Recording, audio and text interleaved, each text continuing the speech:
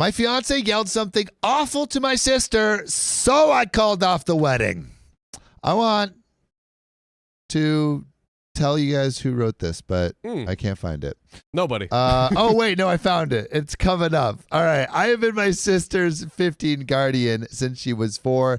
She has an autoimmune condition, PTSD, and anxiety. That sounds like an awful mix. She also is being assessed for ADHD and autism. Gotta collect them all. Yeah, infinity Pokemon, stones of how we do mental health stuff. I've had a rule for her for the past 5 years. If she ever needs to go home from school for any reason, physical, mental, etc., to go to the office, I'll pick her up. No questions asked. Nothing. You need something? I got it. I got you. You gotta... No questions. You gotta dig a dead body up? Done. Where's the shovel? Here. I will break ground for you, sir. I've had a rule for her. Do anything for any reason.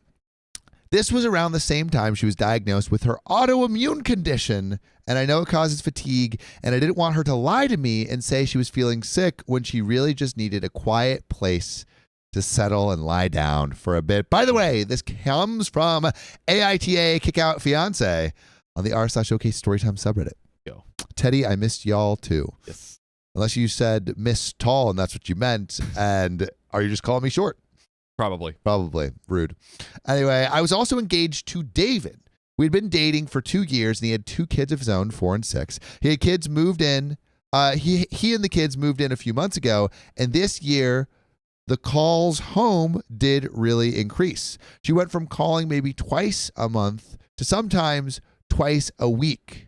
So this is OP's sister, right? Like the calls are increasing, but OP's like, hey, you call anytime, I'm here for you. Yeah. Here to help. I talked to her therapist about it, and she told me that a reason she's been doing this is so she can spend some time with me without David and the kids around.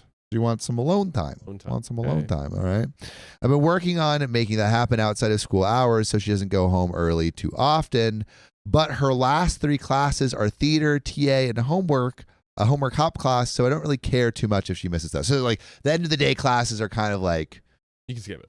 Yeah, you can skip it. Ick. Just get out of there. You don't need them. Half the school day, honestly, is wasted. Truly. That's why we need online school because Okay everyone. school. Yeah, okay school. More than Just okay. put your kids in front of this podcast. Literally. They'll learn Put 'em in everything the they need to live know. stream. Put them in the live stream. It's like we're like tutors, but better. Tuition, okay, Storytime membership. Yep. What's cheaper? Way better. Or tuition, free videos online every weekday. Wow. Like, come on, what more could you ask for? Truly. Well, put your huddled masses, your tiny children in front of us, and we will teach them to not be a-holes. They'll be great at relationships. That's all I'm saying. They will. And what is life but a series of relationships, John? Nothing. You don't need math. You don't need engineering. Nothing. If you can butter people up, you know? You win. You win. You win at life. Anyway, David and the kids, so I want to be basically with them alone. She called again on Friday, but that was one of the rare days where I had to be at the office 45 minutes away. So OP's like, how am I going to get there? David doesn't work on Friday, so I asked him to pick her up for me, and I would meet her at home. Put I see you in the comments if you see what's coming. You see what's coming? I think I do. My prediction right now is she's going to be like, why is this guy David coming here? I really just want to spend time with you. Not happy. Not happy. David doesn't grab the shovel. David won't dig up the bodies when I need him to. He hates shovels. Have you seen those arms? Can't pick up a shovel. Shrimpy is frick. David, come on, hit the gym. Pick up some weights. Do it. Do that one thing that John always does at the gym. This? Yeah, dude. You know what that's called? What's it called? Tell him, John. No. Tell him, John. I won't tell him. Well, yeah, didn't you. you and Riley have a special name for it? We did. Riley had a special name for it. No, you had a special name for it. You said that this person does this exercise all the time before they see Sam. And I said, oh, let's call it the special. And that's what it's called. That's at least 50-50, but I digress. It was both of us. He said he was about to go out with his friends, but most of them have kids. He said he was about to go out with his friends, but most of them have kids and would be able to understand being 10 minutes late because she wasn't feeling well and needed to go home. So basically, like he's like, I'll go pick him up, but I'll be 10 minutes late. but it's okay. They'll understand. He ended up picking her up as well,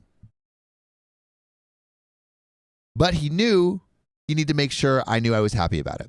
So when I got home, my sister was in her room crying her eyes out.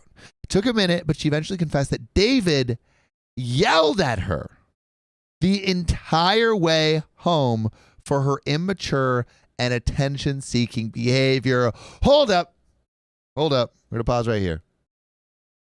Would you end the relationship on the spot? Right there, right then. Probably they're married with kids, right? OP. They're married with their own kids.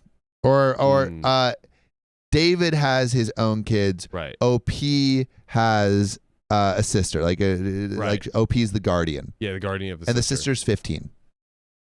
Right. So you're essentially I And don't they're know engaged. if I wouldn't break up right on the spot, but that is like very, very, very serious.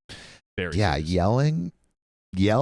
Literally always unacceptable. Always Just unacceptable. Like, yeah. If that's what you actually think, but like even still, I think it's beyond the boundary. But there's like basically to say there's never an excuse for yelling. Yeah, and also like you you have don't something to shout at communicate. someone else's kids, even if they're acting up. 100%. Well, actually, at what point do you yell at another kid? He probably, if he's in the right mindset, he's probably viewing, if OP views her sister as kind of like, oh, I'm her guardian, like I'm her parent, and if he's a good partner, he also views himself as like a parent of the you don't sister. yell. But you just never yell. I think you can yell at another kid's kid if they're attacking your kid. That's like the only way. That's the only. I was just thinking of a time like my story time. This is quick. Okay story No. time. But there was this like terror kid that my mom had this friend. Her kid was like a terror. And he, like my sister was like a baby or something, and she was lying down, and this kid freaking picked up a giant rock and was gonna drop it on my sister's head because he was a little psychopath. And my mom's like, no, get that, and like kind of like pushed the kid away before he could smash my sister's head in with this giant rock. I would not want to be that kid on the receiving end of get wrecked. Your dude. mother's Kid was punted. I'm kidding. power. Kid was not actually punted, but he was moved away without injuring He was anyone. never seen again. gone. The shovel was used. Anyway, when I got home, Oh, And it's allergic to stories. anyway, David yelled at her for the attention-seeking behavior. I was already pissed, but we actually had to go back to school so I could drop off her new meds to the nurses, and the nurse pulled me aside and told me that my sister asked her to call me back and say she'll wait for me to get there because David is kind of mean. The nurse explained that she couldn't because policy says she has to be out of office in a half hour, but she wanted me to know. I questioned my sister about it, and when we got home, she confessed that David is mean to her when I'm not around. Red freaking flag. Yep. You know, David's a lady in the streets, but a beast in private. Yep. Like a mean Behind closed doors. Behind closed doors. The beast comes One out. could say sheets of wood. Sheets of wood. Sheets of Behind wood. He's wooden just sheets. Behind wooden sheets. Behind closed, confined doors. Yep. He's an animal. And Has no manners. the fact that it's like, okay, this is like the whole pattern of behavior, that brings me a lot closer to ending it immediately. Yeah. This is Not super just one sad. And it's like she didn't even feel comfortable, like OP's Sharing. sister sharing it with OP. That's abuse. Kay said, big ups to the nurse for telling her. And Caitlin Van Campen, who is a stick. Congratulations to the sticks in the chat for being a stick, being with us for 1 month. Said something, but I was just so excited about being a stick. I Stinky totally Man ditch listened. him? Yeah, Stinky Man ditch him. Yeah. Actually, Rachel Martin, shout out to you. Also, whoa, Rachel Martin, 5 gifted memberships. Let's freaking Giving go. back to the community. Giving back to the community. We love it. We appreciate it. We see it. And we love you for it. That's right. Yeah. Forever Just and never always. forget it. Never forget it until old age takes it When away you from die. you. Yeah, Yeah. until you die. Anyway, that was all I needed to hear. So I had the doors locked and a bag for him and his kids on the porch. So locked him out of the house, kicked him out. Done. That was all I needed to hear. Locked him out. When he got back with the kids, I told him that my sister had told me everything. He and I were done. Would you guys do that? Let's get a poll up. Would you break up at this point right now? Now that you know it's a pattern. Chibi Lee says dirtball behavior. Billy Claire says love from Australia, long time lurker, first time donor. Thanks for the $2 or $1.35 American. But yeah, let's put a poll up. Would you have broken up at this point immediately after hearing this from your sister? I'm feeling like most people would say yes. Yeah, I think so. I think I would get the information from David and then break up. Potentially. You know, we'll see. But I would get full information first. Yeah. But it would be pretty hard. There would have to be some extenuating circumstances that would I don't even know what it would be. The most extenuating circumstances that go so far that I can't even imagine them. Yeah. They're beyond my comprehension. Stephen Hawking would not be able to create a theory based on Not this. a chance. No, it's like stuck in a black hole somewhere. Yep. He's trying, but I don't know if he could. So he and I were done, and I'll text him when he gets the rest of his crap because he won't be anywhere near me or my sister ever again. Correct. He tried to tell me that he didn't have anywhere to go, and I couldn't make his kids homeless. So I told him the kids could stay here for 2 weeks, but I'm going to yell at them the whole time. I'm kidding. Justice. I'm kidding. Just kidding. Yeah, no, don't yell at kids, guys. No. Also, 100% of people so far with 20 votes are saying break up. I saw one nah. Yeah, me too. Who's nod right now? Who just nod? Oh, I guess it switched. It switched. Okay. But he won't be setting foot in this house again until he comes to get his stuff. He left with the kids and has been texting me every day to tell me that I'm overreacting. Do you think OP is overreacting? Let me know in the comments. John, do you think? No. And he shouldn't have to treat my sister like one of his kids. Oh! That's another red flag. Another red flag. Which is the opposite of what I was saying earlier. So what? That he's that like he a total does. green flag and you just love how he acts? No, that John's yell at babies. Babies are ugly. Yell Hey, I never said yell at doesn't mean you babies. gotta yell at them, I dude. just said they're ugly. Come Let's on. get the record straight, okay? John over here, 2024. I yell at babies. I yell at ugly Only babies. the ugly ones. And it's every single one. They just all happen to be ugly. They all What happen to days be end ugly. and why? I don't make the rules. I don't make the just rules. enforce them. Yeah. I don't make the rules. I just make them up. Yeah. John's golden rules: yell at ugly babies. All babies are ugly. Thus, yell at all babies. 100%. I stand by that. Transit unequivocally. property, baby. John's winning on this I'm one. here. But yeah, I do not think, unlike John, Whoa. Look, listen, I yell at ugly babies, but I don't. There's a line. Yeah, there's a line, okay? As soon as they become toddlers, OP should leave. don't yell 100%. anymore. Cut it out. But yeah, it says I'm overreacting. He shouldn't have to treat my sister like one of his kids. I mean, like this is their sister with a lot of like mental health issues. I feel like this person needs to be taken care of. It's not like a kids thing. It's a also TLDR needs to be uploaded. Slide the toes. Thanks. Boom. His family said I traumatized the kids by kicking them / their dad out in front of them, but I did offer to let them stay for 2 weeks, just not their dad. So I think that was enough, but I still wanted to know, am I the a-hole for kicking him out after he yelled at my sister? There are relevant comments with a response. Just kidding, not a response. But there are relevant comments that I think are going to be good. Got excited. But really quick, John, question for you. Yes, sir.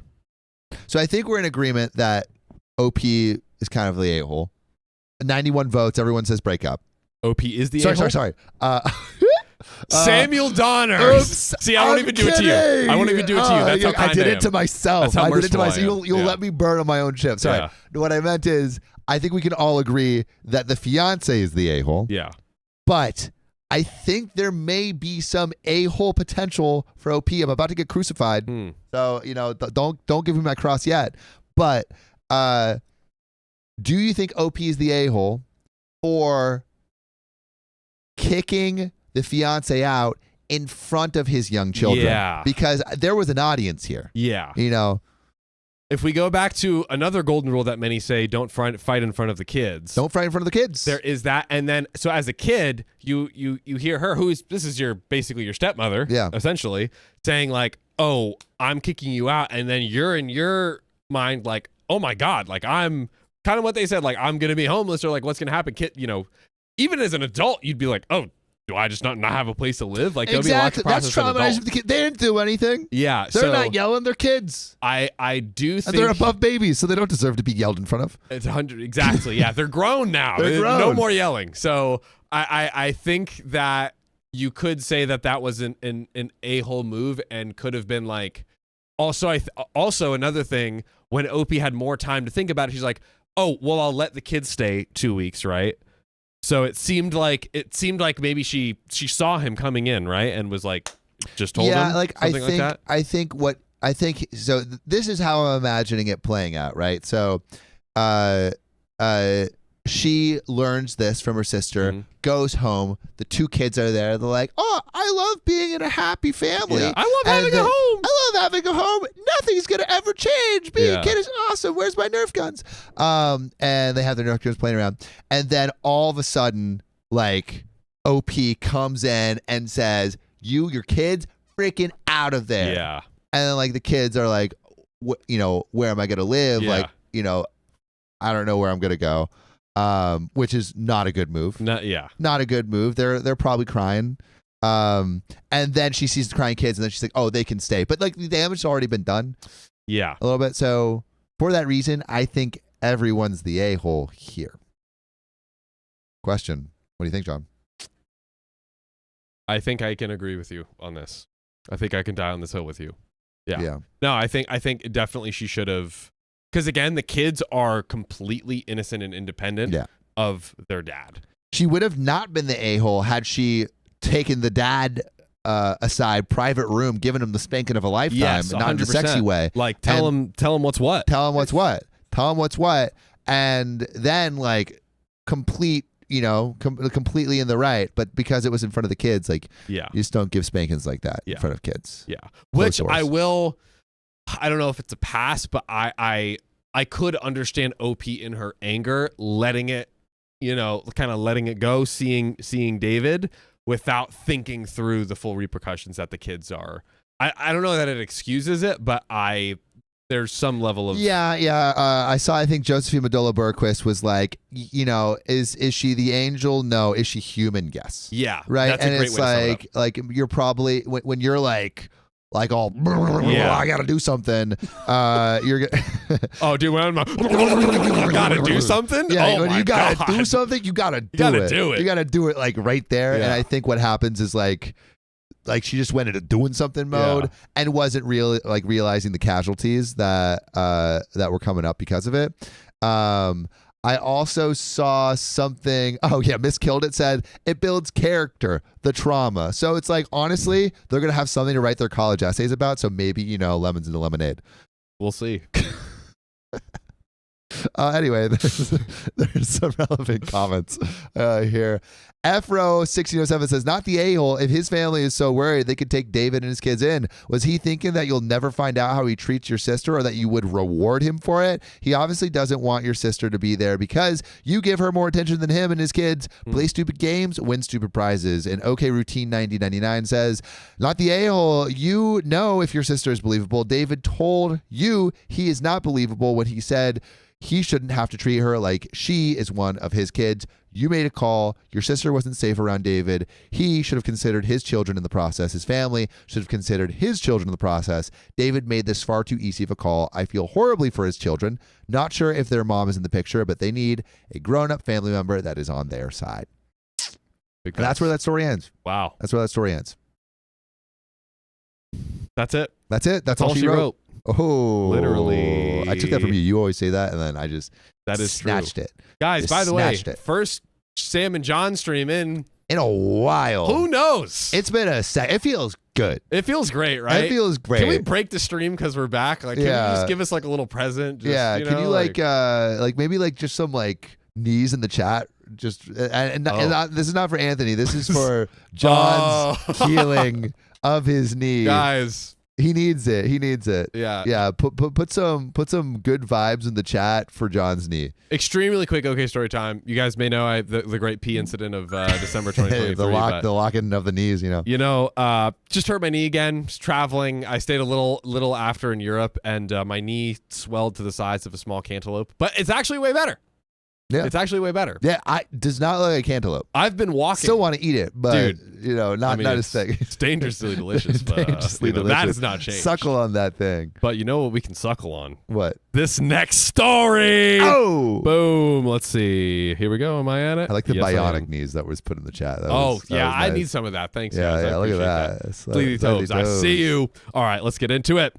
My brother-in-law shamed me for being adopted. I told him to shut up. Yeah. That's a solution. Yes, sir. Oh, dang. I am 28 male. Adopted. Not me. OP. My parents were older in their 50s when they became parents. They had fostered for many years and had known my birth mother, kinda. My birth mother did not want children, but lived with a family who is very anti-terminating pregnancies and restricted her access to one when she found out she was pregnant with me. Oh, yikes. That's tough. So she decided that I should be adopted and wanted my parents to be the ones who raised me. My birth mother is not someone I met, but 18 years after I was born, she wrote to my parents to thank them for what they did and gave me a life update to pass along to me.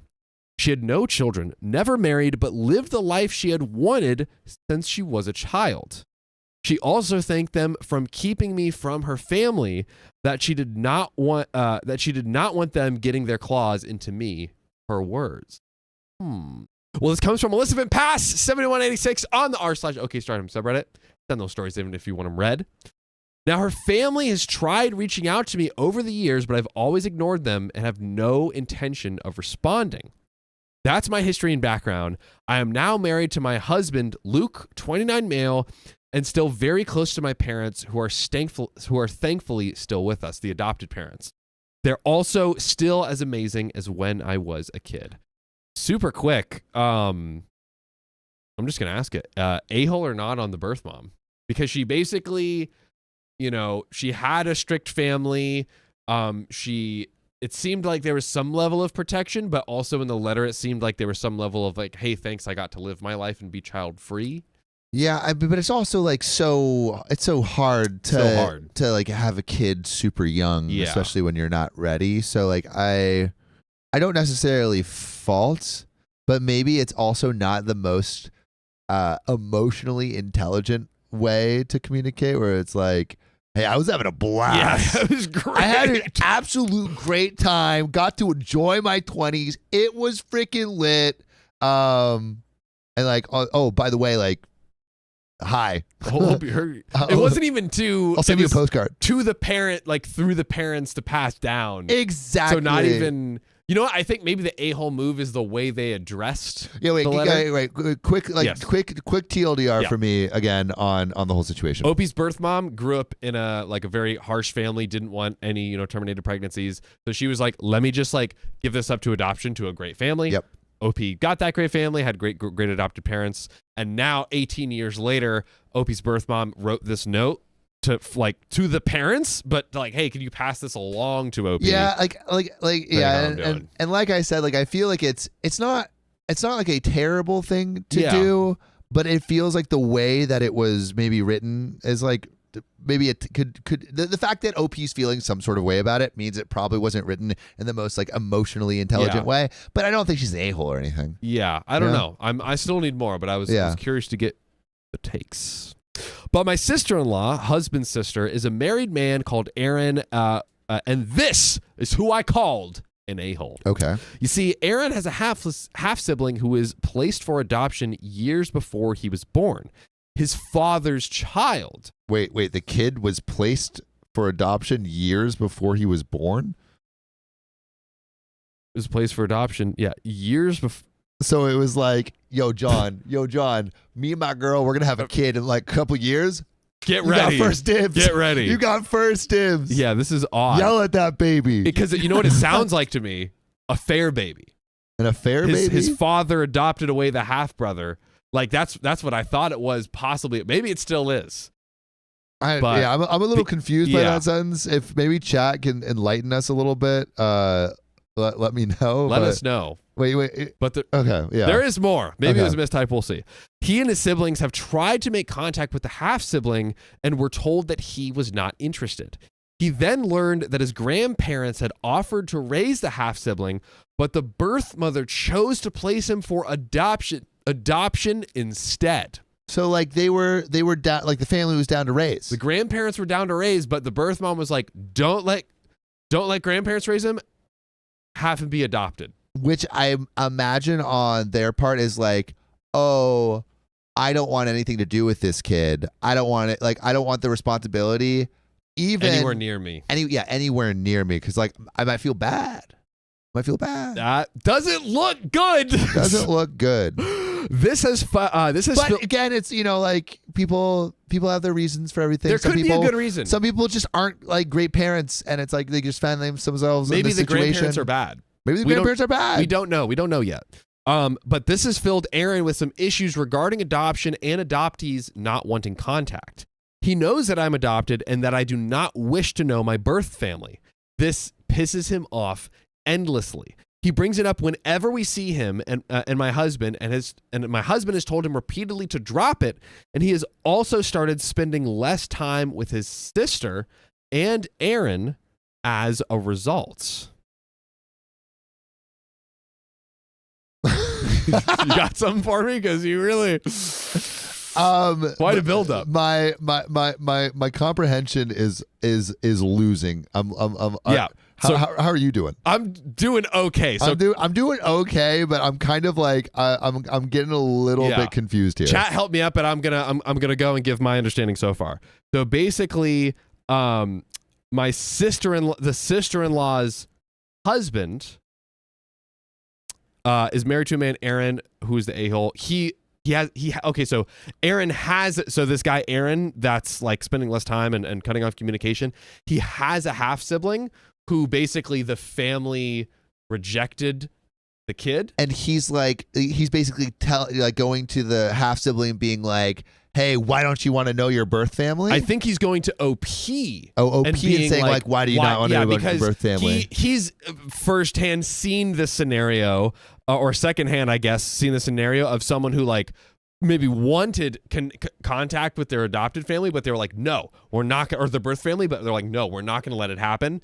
Now OP has this possible path. This opportunity, and OP is like, nah. OP's like, I don't want to know my birth family. Like that is my choice.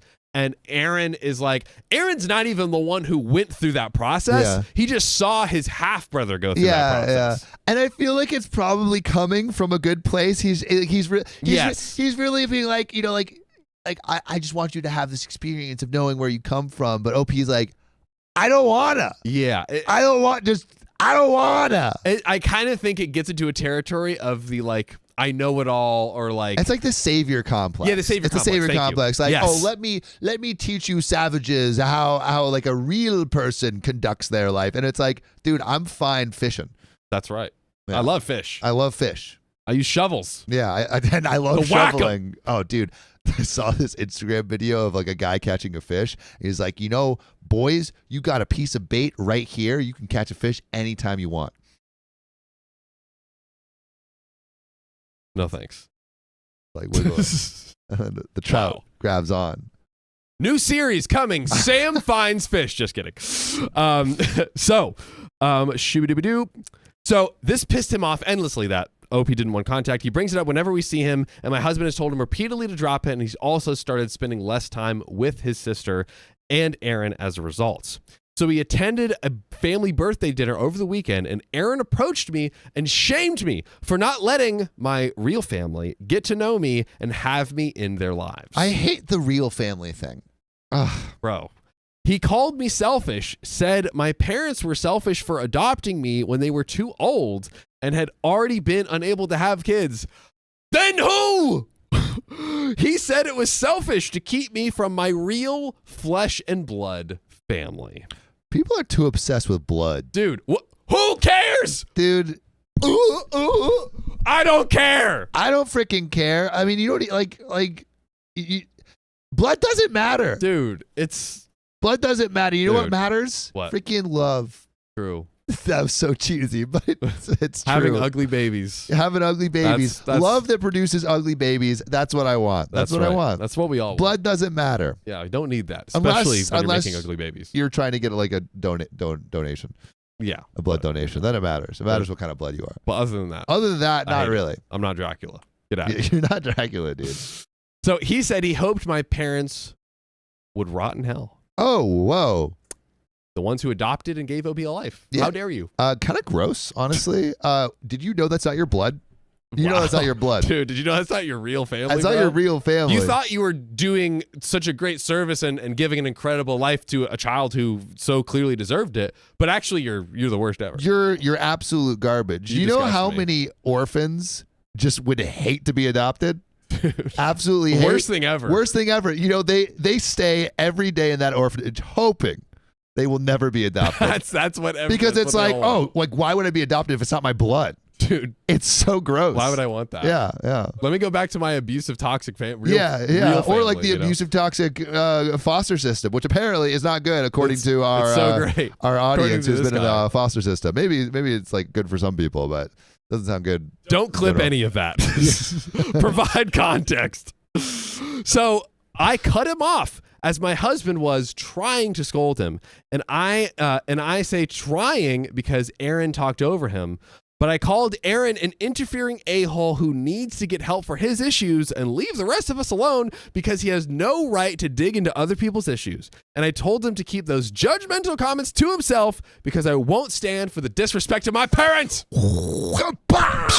Those cheeks are red and rosy Oh, because they got spanked. baby, spanked. He's Come playing the on. bongos on those cheeks. I don't need no real parents to spank you. So, oh my God. Aaron and my sister-in-law are unhappy with all that I said to him at the party. I think what he said is worse, but am I the a-hole? We have relevant comments, but first we need a poll and to talk to Sam. Is OP the a-hole? Yes or not? Vote in the chat. You know, like sometimes people are acting up continuously. Like, you know, there's the first offense where Aaron was like, said that like the first night comment about it's not your real family. Yeah. And man just keeps going and going and going. And at a certain point, when someone is just disrespecting you like time after time and you put your boundaries up, you might need to do a little, like, hey, like, pata. Yeah. Like not physically, but like verbally a pata. Yeah. But also, like, I don't know that what she said, I feel like it was probably, impassioned. Yeah. But it was very clear and direct of like, Give me the here's exact what you're line doing again. wrong. So, he called me selfish, saying the parents should rot in hell. I cut him off. I called Aaron an interfering a-hole who needs to get help for his issues and leave the rest of us alone because he has no right to dig into other people's issues, and told him to keep his judgmental comments to myself. I think all of that is true. It is. There's a little bit of a spank. It has a little bit of an but edge. it's warranted at this point. It's warranted, Yeah. and like the edge is not that much. Yeah. It's not like she's like cursing out all of his ancestors, all of his blood. Yes. The real family. Yeah, there's a difference between like sternly telling someone what they're doing wrong, which comes off harsh because what they're doing is bad. Bad, yeah, and deserves a spanking. Yes. So yeah. I'm saying not the a-hole at all.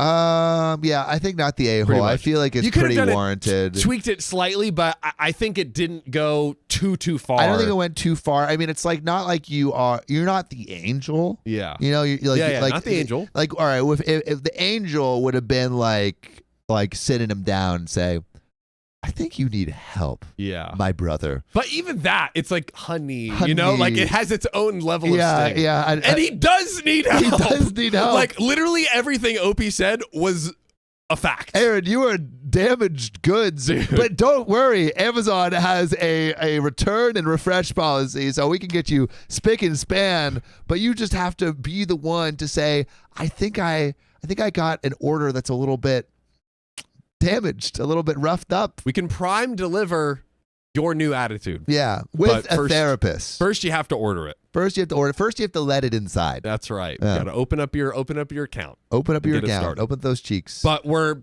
just to include it, not the a-hole. Not the a-hole. We got one vote. That is the a-hole. Stand your ground, son. Who said it? Who is it? Who freaking said it? Reveal yourself. Because we want to know why. Truly. Was that Hannah Rose? Oh no, Hannah Rose is nah. Whoever voted, please put your explanation why. I'd actually love to read it. I'm very curious. Yeah. Why you think so. But we do have some relevant comments. Yeah, spank it. Aggravating Thanks says, Psh, not the a-hole. Aaron is clearly upset because he's not getting his way with the adopted relative. And I find with people like that they don't actually care at all about the moving parts or the other people involved. Ergo, he doesn't actually care about like the connection to the birth family or whatever. They're just upset because they've been told no, and they proceed to behave like it's the worst thing anyone has ever done to him. Done to them. He likely can't fathom why someone wouldn't want to know him. So it's the evil adoption enterprise's defaults, and he's made you a part of his grand delusion and conspiracy. No narrative matters except this one in his head. Aaron and sister-in-law are unhappy with what you said because it hurt their feelings, but that's a them problem. Ooh. You've done what you needed to do. He keeps disturbing the peace with his nonsense, and maybe sister-in-law needs to have it pointed out to her that she's got no horse in this race other than standing up for her partner's feelings, the feelings of someone she loves. And that's exactly what you've done in the face of your parents being unfairly tarnished with whatever brush Aaron dipped in his own family drama. Dude, I love when we have a relevant comment that just is so relevant and accurate. It feels like it's 100% relevancy. Yeah, I think so. This is a fantastic breakdown. I would say. Thank you for that. Thank you for your service. Thank you. Aggravating thanks. I aggravatedly thank you. Thank you. Well, Funny Zebra 1037 says, so your biological grandparents in some form imprisoned your bio mother to prevent her from choosing what was happening in her body. By adopting you out and not giving her family a choice to raise you, she protected your autonomy. She's a hero. Not that I minimize your parents' role in raising you, but I imagine there were lots of frightening moments for her during her pregnancy and onward. So basically, I think the argument here is like, hey, look, she removed you from this seemingly very toxic environment. Because you know what? Actually, going back, I'm remembering that the grandparents, the reason that the option was adoption was the grandparents were like, you cannot, I'm taking away your right to terminate the pregnancy. Yeah. So it's like, I guess she actually is doing the best thing by saying maybe this family isn't going to be the right family for you to be in. And in fairness, from everything we have here, it seems to all say that OP is very happy with their upbringing with their adopted parents. Like they were ultimately in a better scenario versus a completely unprepared single mom who maybe she would have gotten kicked out by the grandparents.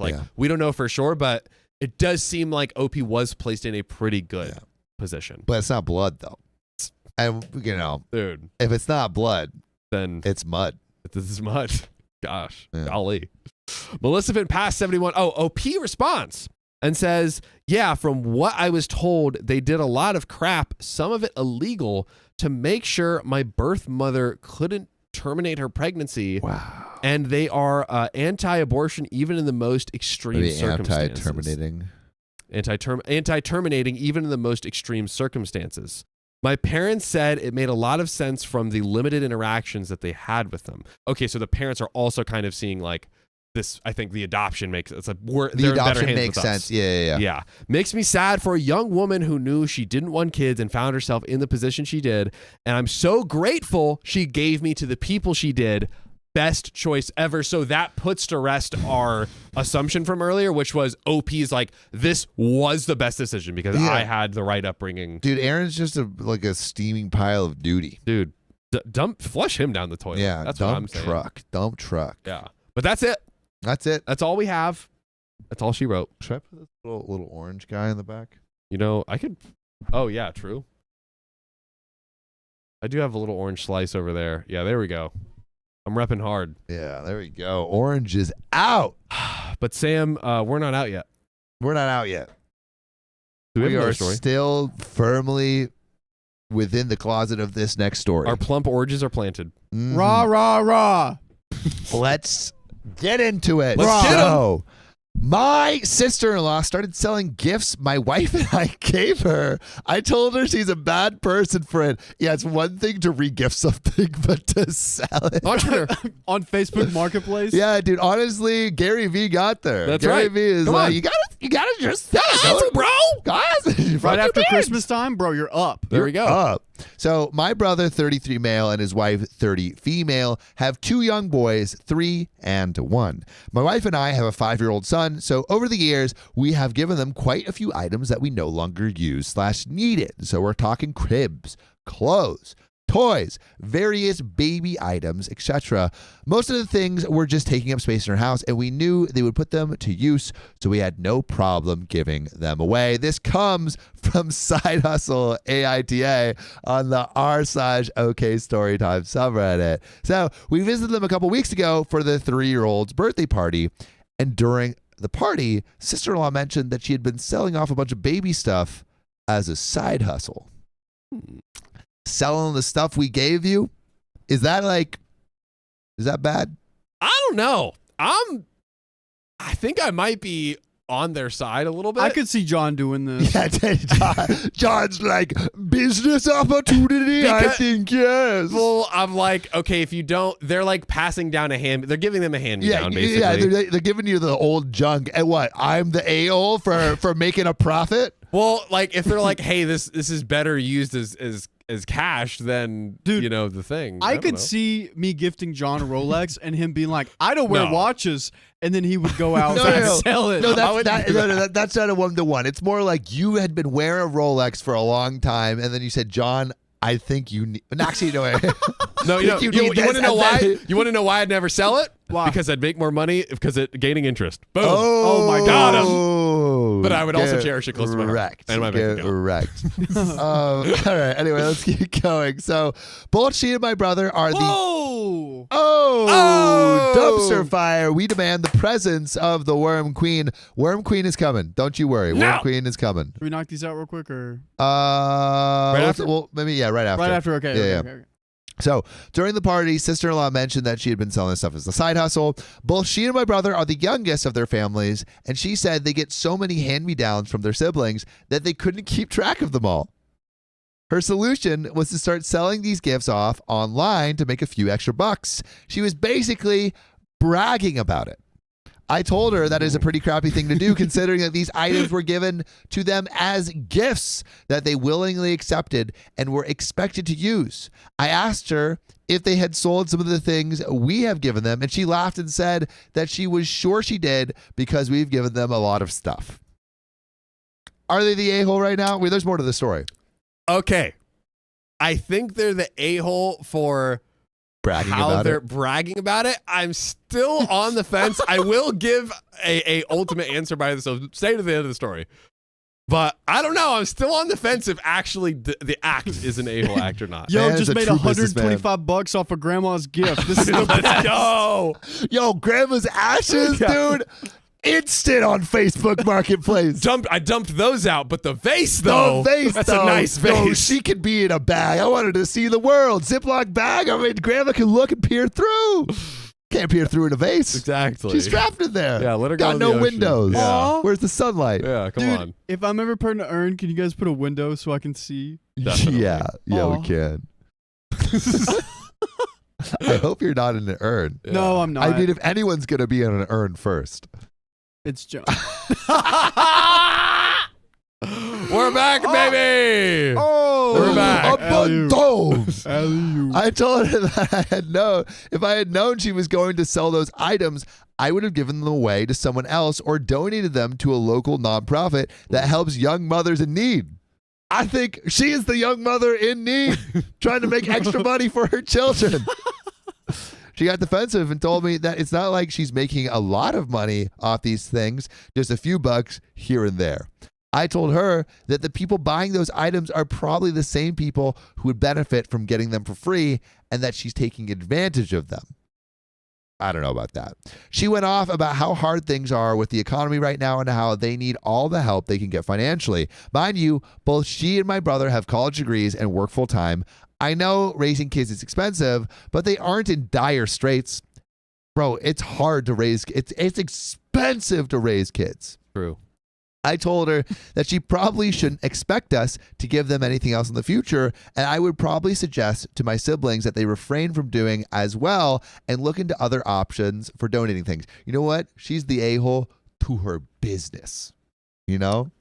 Honestly, I was going to say, I don't know. OP might be sliding in the a-hole category for me. I feel like OP is a little bit the a-hole, but in terms of like, you know what?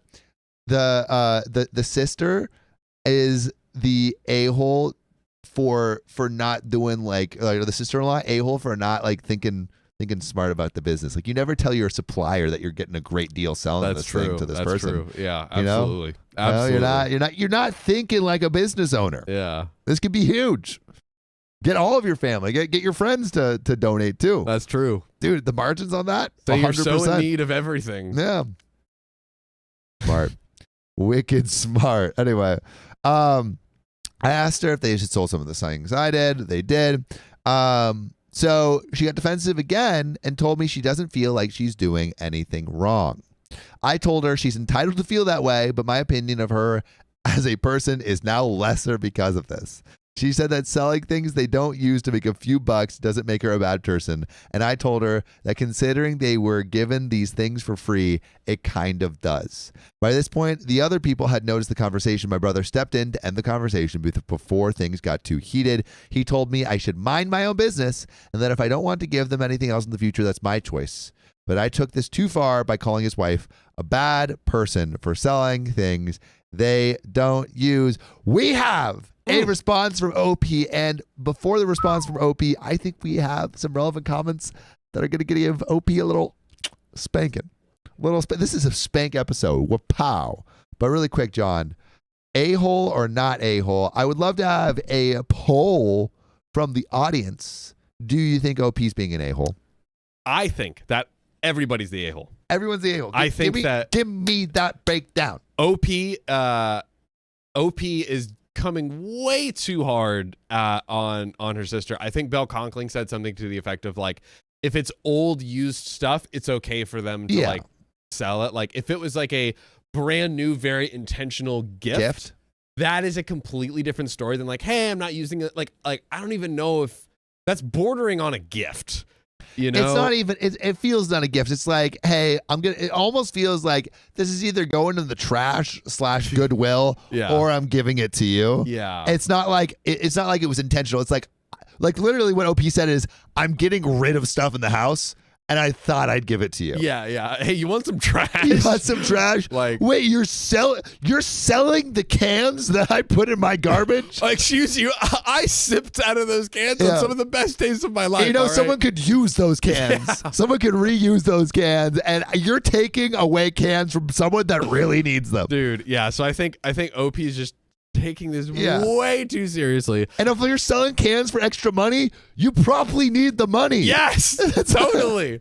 And then I think OP is more of the a-hole, but I think that the way that like if I was doing the same thing, I wouldn't go to the person who gave me it like, oh yeah, no. I'm making freaking bank on eBay. You know that carriage you gave me? $300. Fucking loser. Stupid. You gave that to me? You could have $300, but just you know how much I'm making off this crap, you idiot. Yeah. By the way, can you give me some more of that stuff? Yeah. You got a stroller you don't need? Bro, you never tell your supplier how much you're making. It's true. You showed your cards. First rule of Fight Club and drug dealing. Exactly. Don't tell them. Don't tell them. So I think everyone's the a-hole, but I believe that OP is more the a-hole. I do see some threes saying everyone's the a-hole. I don't know if the threes are getting registered right now. We're not, sorry. But I do see a lot of a-holes. Thank you. See you. Threes, we see you. We see you. I don't know how many threes there are, but it seems like there's almost equal threes,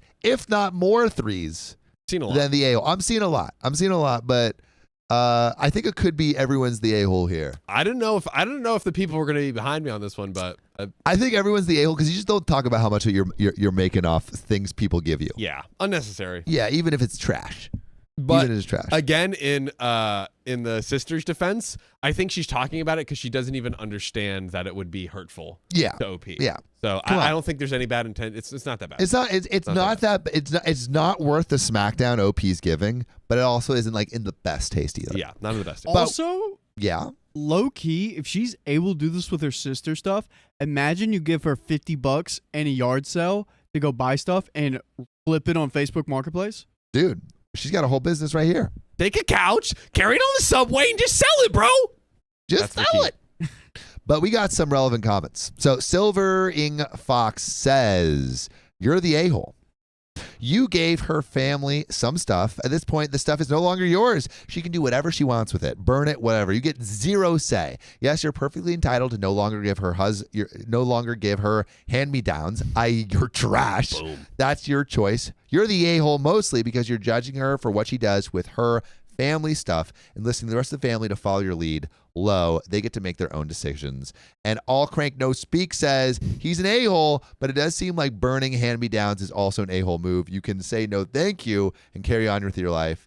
And Trelana Secuo says, if they were still clearly useful or had sentimental value, sure. If stuff is broken beyond repair and made of easily burnable material, then it would make sense to burn it. Of course, she could dance naked beneath the full moon and cover the hand-me-downs in menstrual blood, and that wouldn't make her an a-hole. Super weird, but not an a-hole because it was freely given to her to use and to do with as she pleased. The givers should have made that clear before handing them over. And OP responds.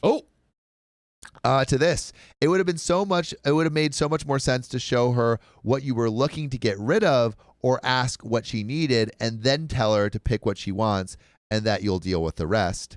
And then OP responds, "This is exactly what we did though. My wife and I literally took stuff out of storage and laid it all for her and my brother before their youngest born. They looked it over, took what they wanted. What they didn't take, my wife and I donated to the Mothers in Need nonprofit."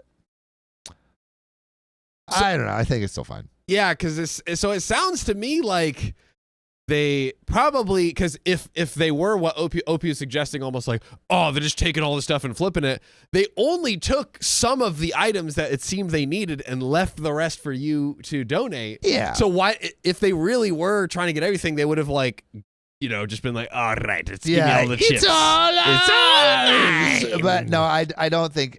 I think OP completely overreacting. You're trying to stamp on small businesses right now. What are we doing? What are we doing? Come we on. support small businesses. We support the side hustlers. We support the side hustles. Mhm. You know, Not the side pieces, but the side hustles. You know what? I support the side pieces. That's Wow. their own. That's their own hustle.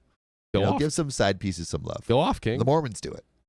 They do? They do. Multiple Some of wives. them. Some Yeah, of them. true. And not all Mormons. Fundamentalists. Sorry, fundamentalist Mormons. Freaking all right, gosh, you gotta be so specific here. They're collecting wives like used strollers. But I digress. We digress. We have some donos to read. We do, John. Do you want to hit those? Yes, sir. And we don't even have to regift them. Spank them. Here we go. Josephine Madalla Bergquist. I miss seeing you, Daddy Sam. Hi, John O'Reilly. Hello. Can you scroll up for me, big boy? Also, Billy Claire, we read yours, but I just want to shout out again. Billy Claire. Heidi Browning, celebrating 5 months of membership. It's no different from being evicted, talking about the first story. Sometimes the kids get hurt when life gets dirty. Okay, so Heidi Browning is saying casualties of a dice game. Hey, listen, it's just. But we should try to eliminate casualties. I try to protect the kids. You know, that's why we go in with like Secret Service kind of like military helicopters when we're trying to off some like terrorists and not just nuke the whole place because we care about not having hella casualties. Insurgent Sam, ladies and gentlemen. Insurgent Sam. Yeah, you're welcome for that metaphor. Oscar, thanks for 3 months of membership. Glad I'm catching up on the stream before going out for an early B-Day dinner. Happy birthday. Happy birthday. Shout out to Riley and all the other September birthdays, Virgos, and Libras. It is Riley's birthday Riley month. is coming Rapidly approaching. Yep. Have you thought more about what we're doing? Yes. I just need to send out the invites. Okay. There we go. Woo-hoo. Anna Banana, thanks for $5. It's not even him treating the sister like his own kid. It's the fact that he's not even nice to her or treating her with respect. He is mean and abusive. Boom. Agreed from the first story. Riley, can you scroll up, big dog? Thank you. Josephine Medalla Bergquist, thanks for the 263. John, you need to be careful when old and brittle. Well, guess what? I ain't old or brittle. Yeah, I'm he young, is tough. coming back. Rugged. What Sophia said. Young and brittle. And then, wow, guys, this just came in. Chris, This just it. tinfoil hat. 20 gifted memberships. 1, 2, 3, 4, 5, 6, 7, 8, 9, 10, 11, 12, 13, 14, 15, 16, 17, 18, 19, 20. 20 gifted memberships. My God. Chris tinfoil hat, you're the best. You're the best. Oh! And again. 1, 2, 3, 4, 5, 6, 7, 8, 9, 10, 11, 12, 13, 14, 15, 16, 17, 18, 19, 20. That's 20 times 2. That's 40. Gifted memberships. And that means we got 30 more minutes. That's ladies and another gentlemen. 30 minutes. That's what I'm talking Chris, about. you are freaking. W's in the chat. Hats in the chat. W's in the chat. Kisses in the chat, maybe. Daddy Chris. Oh. A little smooch. Ooh. Can you scroll down to the other donuts, Riley? Get all of the great. Oh, that's it. That's it. Shout out to Dumpster Fire again for the 50. That was awesome. Guys, we're here. We're here. Another 30. But are we not here? We could not be here. Because I think it might be time for the Worm Queen to come in. You guys have been asking, should we do the Worm Queen call? I think we should. Yeah. Worm Queen. It's the combination of this. Yeah. Worm Queen. And Anthony. Worm Queen. Knee. Sophia! They're coming, guys. Ladies and gentlemen, your queen is on the way. And Anthony. Here, I'll go get him. Yeah, go freaking get him. Antony. I think Josephine asked about my ankle in the chat at some point. Because John and I are old men now. That's true. We're wearing braces on our freaking things. That's true. And my ankle's good. I'm running again. We just got an ice bath. It's true. I've yet to try it out. I ice bath this morning. Nice. How was it? It was cold, but honestly, I feel like I'm just like dumping into this state of just pure calm. It does. Interesting. I get a nice little a smooth fire. A smooth fire, despite the fact that it's cold. Well, like post jumping in, you do get a smooth fire. Yeah, it's very it's very nice. Actually, my dad was talking to this guy, and he was like, anytime he needs a little energy thing, just jumps in the ice bath. Doesn't even need coffee. That might be the move. That might be the move. But we have to make a move for two guests. Yes. That need no introduction. Very close to our hearts. But I'm going to give them an introduction. This is blood of my blood. Wow.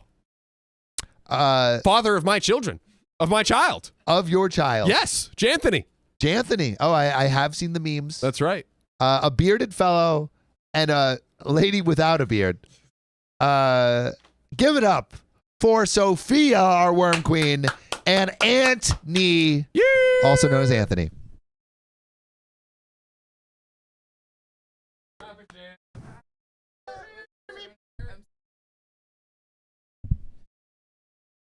Yes, and I like this spot. You know how I love a good swivel. Check that And out. I like a little back support. Hello. Look at the swivel.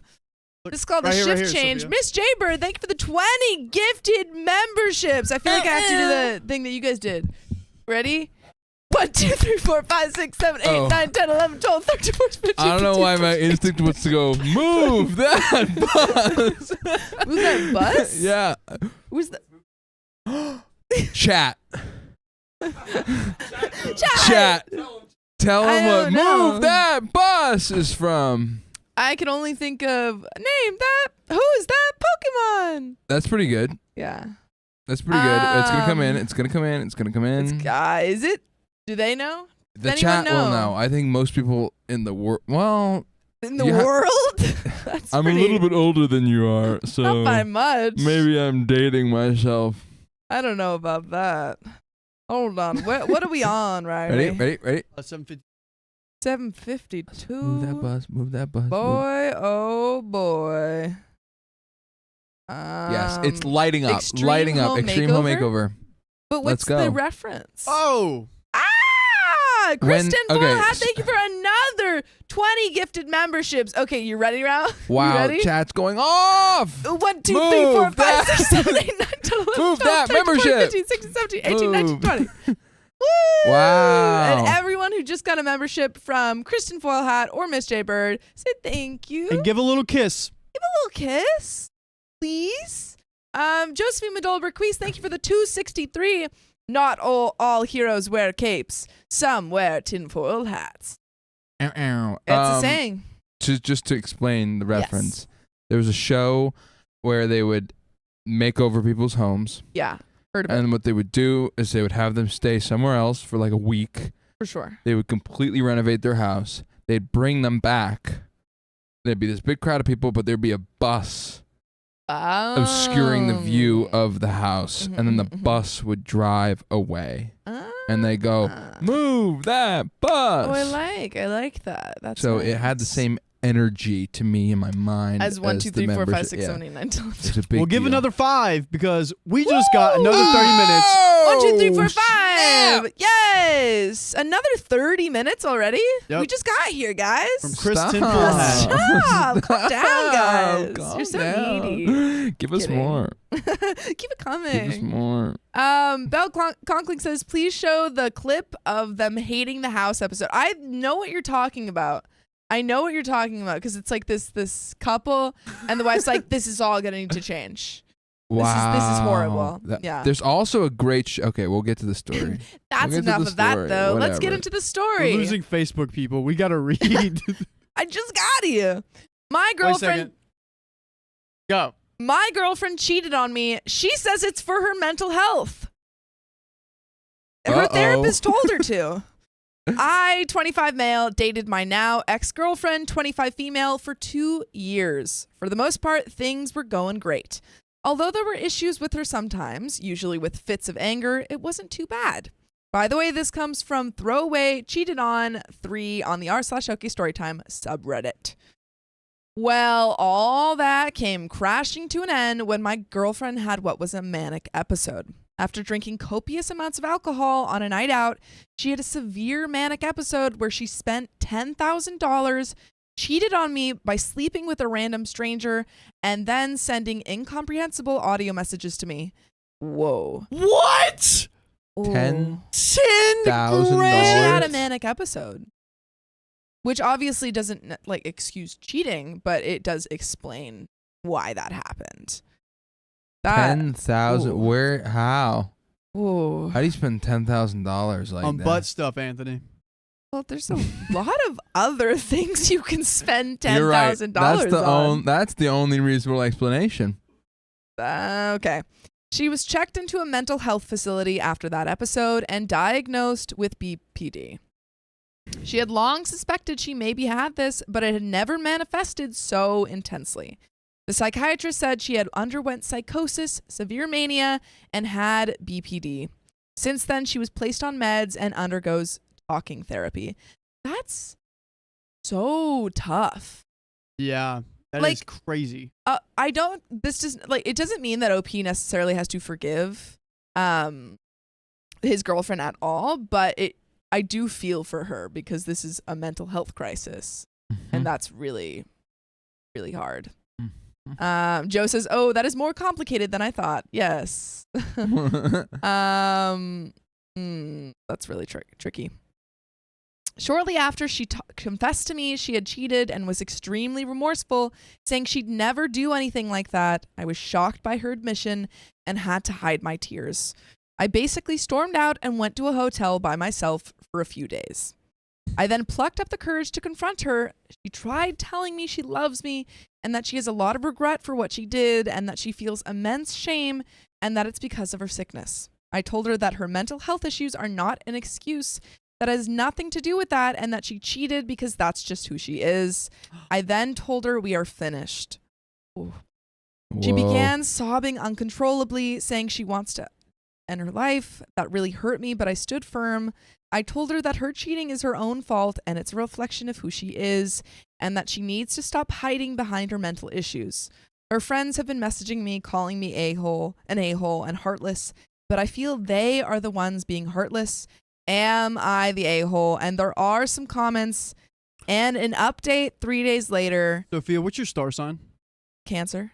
Oh my gosh, I'm just a Cancer. I can't help it. That's just who I am. Okay, and that's a totally different scenario to this. Okay. Once again, OP does not owe anyone a relationship if they have hurt him.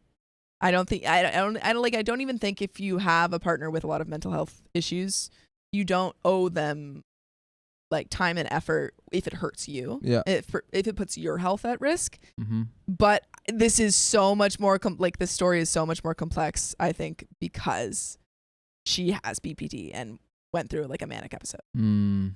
Like I don't necessarily know if I fully agree with him that this is just who she is. So let me throw out a wild comparison. Yeah. Throw it out there. Wild. Kanye. Mm-hmm. And all of his stuff he says about certain demographics of people. Yeah. And everybody's like, but he's got this, I don't know, does he have BPD? Is that what He's got something. He's got something. I think and everybody's like, yeah, but that's not a part of that disorder. Yeah. Like saying those things about that group of people is not a part of the disorder, and so it doesn't justify. Or I don't like, and so I don't think this justifies. I see. You know, like, I don't. Is cheating on your partner a quality of having this disorder? Like no. Here's their disorder, and what they did was outside of the disorder. Thank you.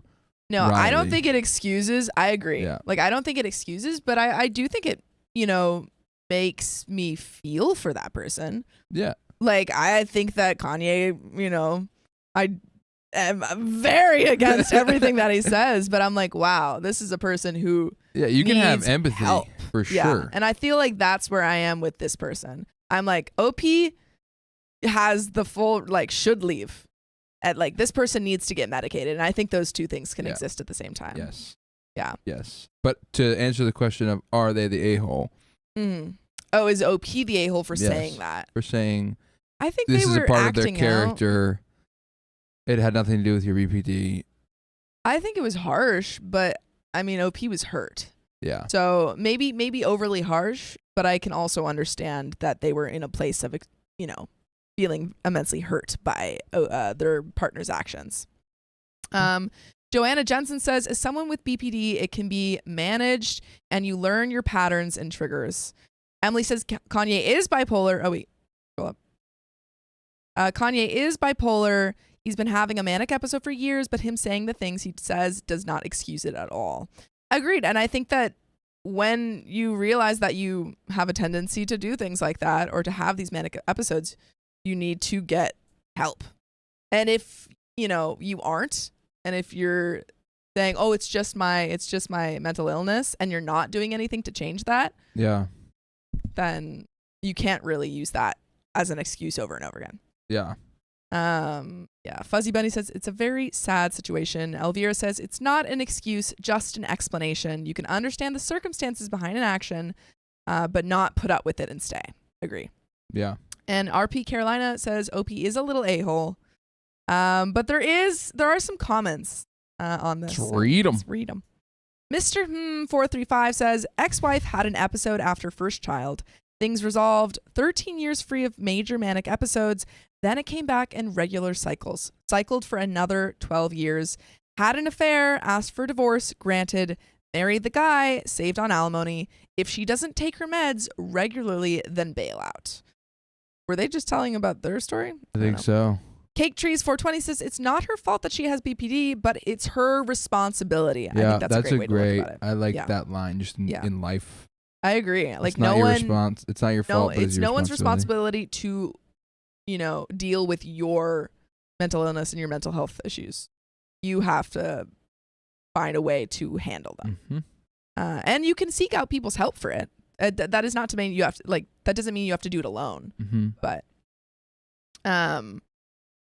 facing the consequences of one's action is part of that, whatever those may be. Pix Request 91 says exactly, mental health struggles are real, but they don't excuse harmful actions. Accountability is key, and sometimes that means accepting the consequences of those actions, even if it's painful. Lions Junkie says if she had a legit manic psychosis, she did not know what she was doing. He can feel how he feels, but that crap is real, and legit BPD-1 with psychotic features is no joke. IXIZN says, exactly, if someone is seriously experiencing a different reality in their mind, how is it blaming it on their mental illness when that's a legit explanation for what they're doing during that?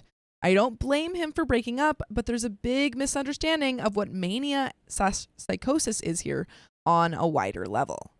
And then the last comment, Straw Hat Cabin Boy says, not the a-hole. My sister had BPD and bipolar, and they ultimately led to her death at 24 years old. One time she drank too much at an airport, went manic, and took 7 airport cops to take... And it took 7 airport cops to take down this 5'5" girl. Wow. It is a very serious diagnosis. As someone who lived with someone with this mental illness for almost my whole life and saw how her relationships and friendships went, I understand you, but her mental illness has everything to do with this. That said, you have zero obligation to stay. BPD is insanely hard to deal with, and things can get very toxic out of nowhere. You can leave and be totally justified, but don't do it with hate in your heart. She is legitimately mentally ill with something I wouldn't wish on my worst enemy. Whenever my sister's BPD pushed me over the edge, my dad would always say her brain is constantly and inescapably attacking her. If you think it's hard to deal with her, imagine how hard it is to be her. Have some empathy, but if you cannot handle an SO with BPD, which most normal people cannot, and it is not your fault, you are in the right to leave before one or both of you get hurt, and physically hurt is on the table with this diagnosis. That was a pretty thorough example. Thorough comment. It definitely... Yeah, I think I agree. I think we both kind of said this, but OP is not, he does not have to stay, while also understanding that this diagnosis is bigger than, pretty serious. Yeah. It's not personal. No. Not personal. Jacqueline Herbasol says, accountability is part of being an adult. There is no excuse to cheat. It doesn't accidentally happen here. And Kay Yokinore says, everyone sucks here. But there is an update. So we can find out. Joanna Jensen says, that was a depressing comment. But there is an update, so let's get into it. So comments were quite evenly split. Many saying I was not the a-hole, but also many saying I was completely misinformed on mental health. Admittedly, I think I was perhaps a bit ignorant on mental health and how her psychotic and manic episode affected her state. I really contemplated it. My ex has been spamming my messages and begging to talk to me so she can explain. I thought about it, and the truth is that while I have a more objective understanding of how her mental health led her to do what she did, I simply am not feeling empathy for her. My concern right now is to take care of myself. So I have blocked her on everything and also all her friends. I think this is the best path forward rather than talking it out with her, as that could go badly for both of us. And then there are some more comments kind of, saying more about manic depression and stuff like that. But that is the end of that story. Elvira says the last comment puts it in the best perspective. Yeah. True. Totally Spy says, I wouldn't say everyone sucks here, but situation sucks here. Yeah. I think I agree with that. A tricky situation. Very tricky. Especially with like the $10,000. Yeah. I think that puts this whole evening in... Yeah. Was it 10,000 of her money or of... I think it's probably hers. Yeah, probably hers. Yeah. But I think it just puts the whole situation, gives it a little bit more context. Yeah. That like this wasn't somebody just in their right mind would not spend $10,000. So somebody in their right mind probably also wouldn't cheat on their partner. Yes. So it's like, okay, if you're doing all that crazy stuff, then chances are you're not in a good spot and that it's not personal. Yeah. So if OP could just use that lens and say, you know what? Not personal. It sucks, but they got to deal with their thing and I'm going to deal with my thing. Yeah. I don't know them staying with them, but I understand that they were, they're going through something. But there is another story. So let's get into it. Let's read some donos real I lied. quick. We're not getting into it. Dumpster Fire, thank you for the 10 gifted memberships. Everyone who got one of those, say thank you. Fuzzy Bunny, thank you for the $5. Love you guys. And everyone viewing stream had a little girl 3 months ago. You guys are the only thing that helps her calm down and chill. We got another okay baby. Wow. Another okay baby. That's so sweet. Aw. Whose voice do they fall asleep to more? Well, I can tell you it's probably the voice of a smooth, sultry someone. Probably Sophia. Yeah, Sophia yaps the most on the pod. I yap the most, but I went to school for talking. I did. We all. I was trained for Yeah, talking. communication degree right here. Okay. Oh! Minor Joseph Bragg. Josephine Madolberg, please. Thank you for the 633. Imagine Chris tinfoil hat, fedora, going, my lady, every time they donate.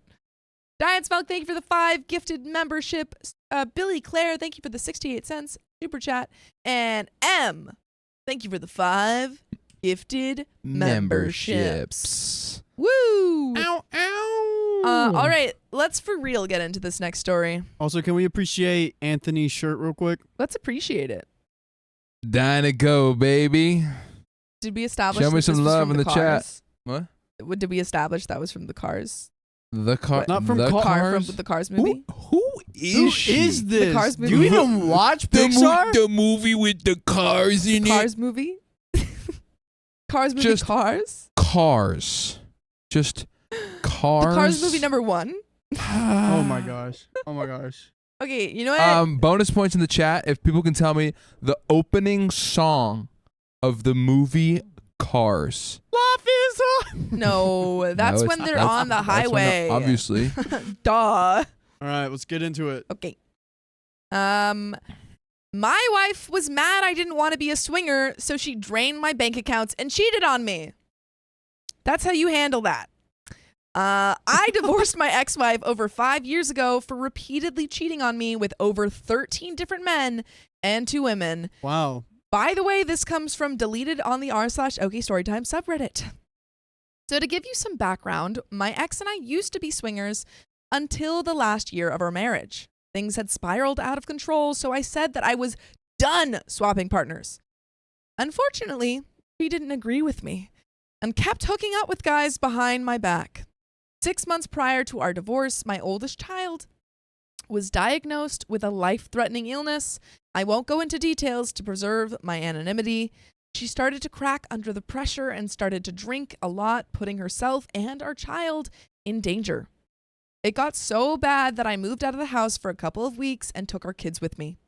During this time, her best friend, we'll call her Amy, approached me because my ex had disclosed all of her dirty deeds to her at a girls' night out a couple of days ago.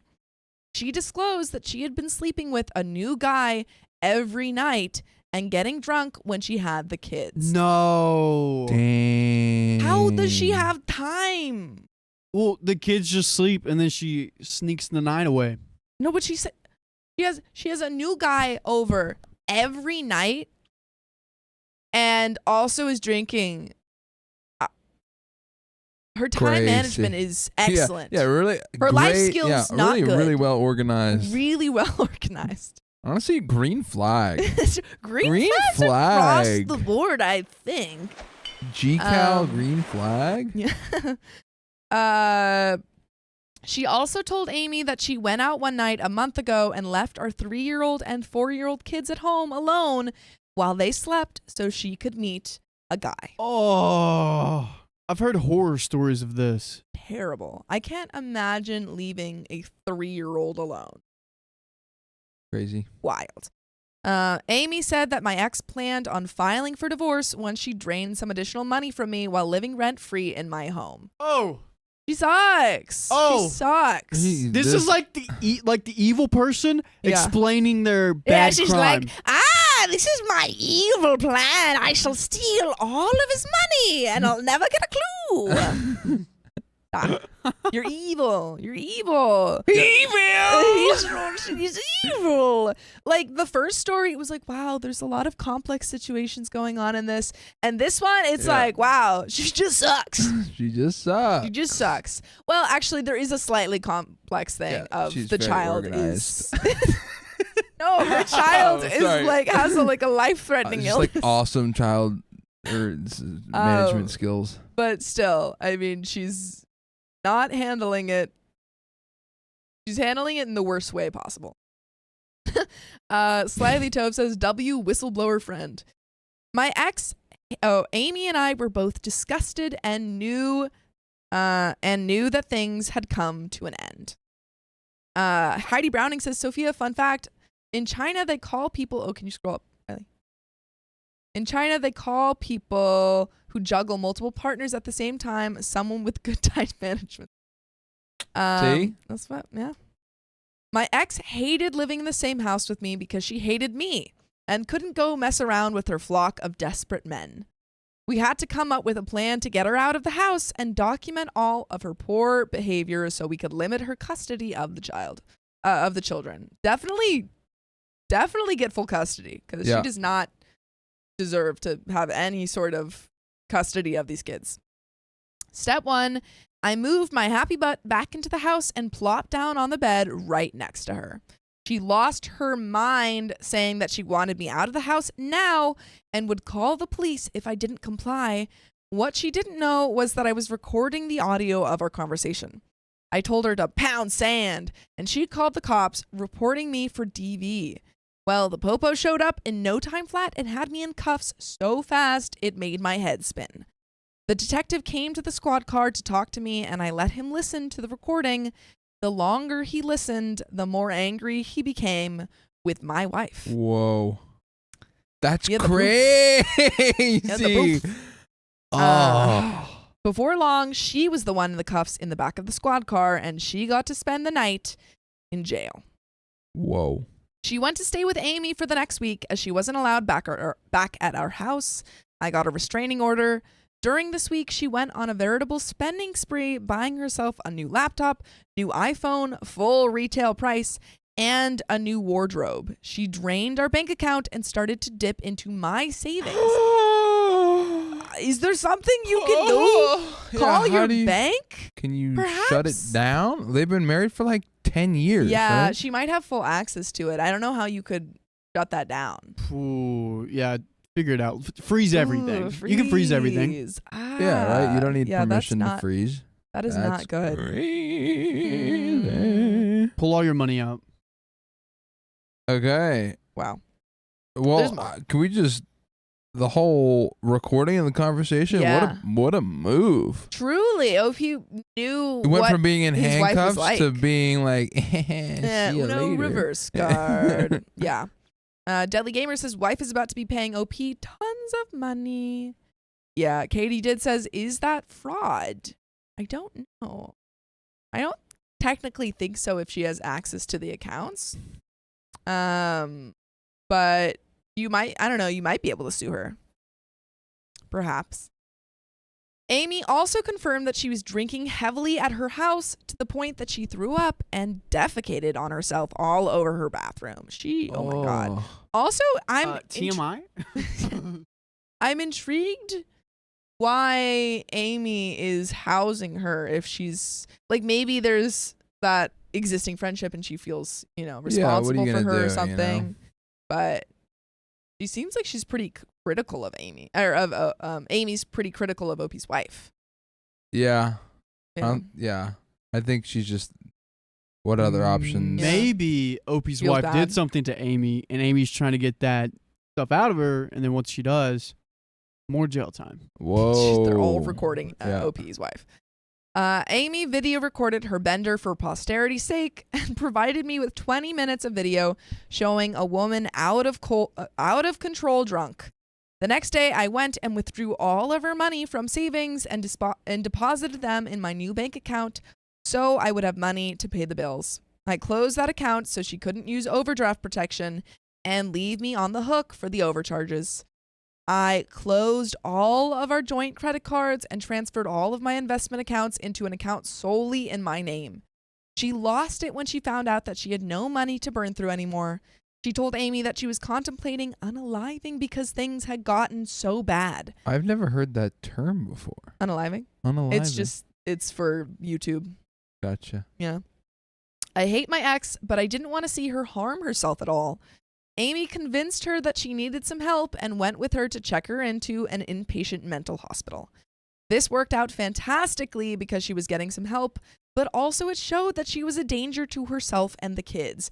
I think that is the best solution. Yeah. Get her into a place where she's safe Paper and is not trail. going to put herself in danger, but also proves to a court that she is not able to take care of kids. Yep. KG Flores says intervention time. Show OP's wife the video while she has a sober moment. Make her see what she's doing to herself and those around her. And wait, can you scroll up? Was there something about Amy? There. Chris 10 HTX says Amy's probably trying to just keep her as safe as possible. If she's not staying with Amy, there's no telling what strange man's house she would end up at. I think that's probably the case of, even though Amy's, doesn't approve of what OP's wife is doing, the alternative is putting herself in way worse situations. Unmonitored. Mm-hmm. It was time to put the last part of our plan into action and seal the deal. I went for a consult at my attorney to start the divorce proceedings and complete the needed paperwork. My attorney was appalled at the actions of my ex and was 100% on board with helping me get primary custody. He filed my divorce decree and also got the judge to agree to a temporary restraining order until our initial hearing. We served her the papers while she was in the hospital and set the initial hearing for 2 weeks. The initial hearing came and she showed up with her attorney. Since it was a pre-litigation hearing, they didn't know what information we had. They have a lot of information on OP's wife. She got on the stand and started lying her heart out, telling the judge how abusive I was and that that's what pushed her into the mental hospital. She made a very compelling case and put on a Grammy award-winning act. Wouldn't it be Oscar award-winning act unless she's singing? Ooh, you pushed me. You pushed me into a mental hospital. Edge. Now I don't take care of my kids. That was beautiful. That was And I Grammy award-winning. All your money. That could be the winner. That could be the winner. Then it was my turn. My attorney presented all of the evidence, videos, and bank records. The defining moment was when my attorney called Amy to the stand. Sleeper Agent Amy. Sleeper Agent Amy. When she with all thought of the proof. She could confide in her. Mm-hmm. Little did she know. OP's wife thought Amy was her friend, but she was a double agent all along. And it should be a Tony because she got played. Oh! Yeah. By the way, you can play us live on YouTube every weekday at 3 p.m. PST. Just tap our profile. Hell yeah. That was good, guys. That was really good. She told an appalling story, this is Amy, about a neglectful mom who was completely out of control. A story about a mother who had substance abuse issues that were only getting worse. My ex couldn't close her mouth the whole time that Amy was on the stand. She made her attorney look like an idiot, as all of her lies were now being exposed and were contrary to what she told him. When the dust settled, I was awarded sole custody and she was awarded supervised visitation until she went to rehab and got additional treatment. We quickly settled out of court, agreeing to a graduated visitation schedule once she complied with rehab and mental health counseling. I got the house, nice, after paying her a portion of the equity, got to keep all of my investment accounts and get to see my kids 80% of the time. She got to go live with her mom for the next 2.5 years and jump from job to job. Life is pretty good 5 years down the road and is even better knowing that she isn't my problem anymore. Wow. And that is the end of that story. Amy is like the Jason Bourne of this story. And for like people who don't really know that reference, maybe give like a little The chat knows who Jason Bourne. Damn it. Mama J says, I love you both, but don't quit your day job. It's funny because that's my actual. Yeah, that's his actual.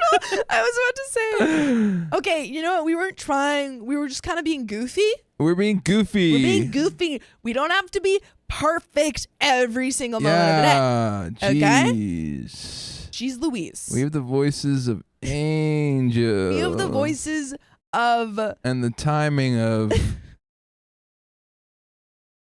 An egg Daffodils. timer. Comedian. Yeah.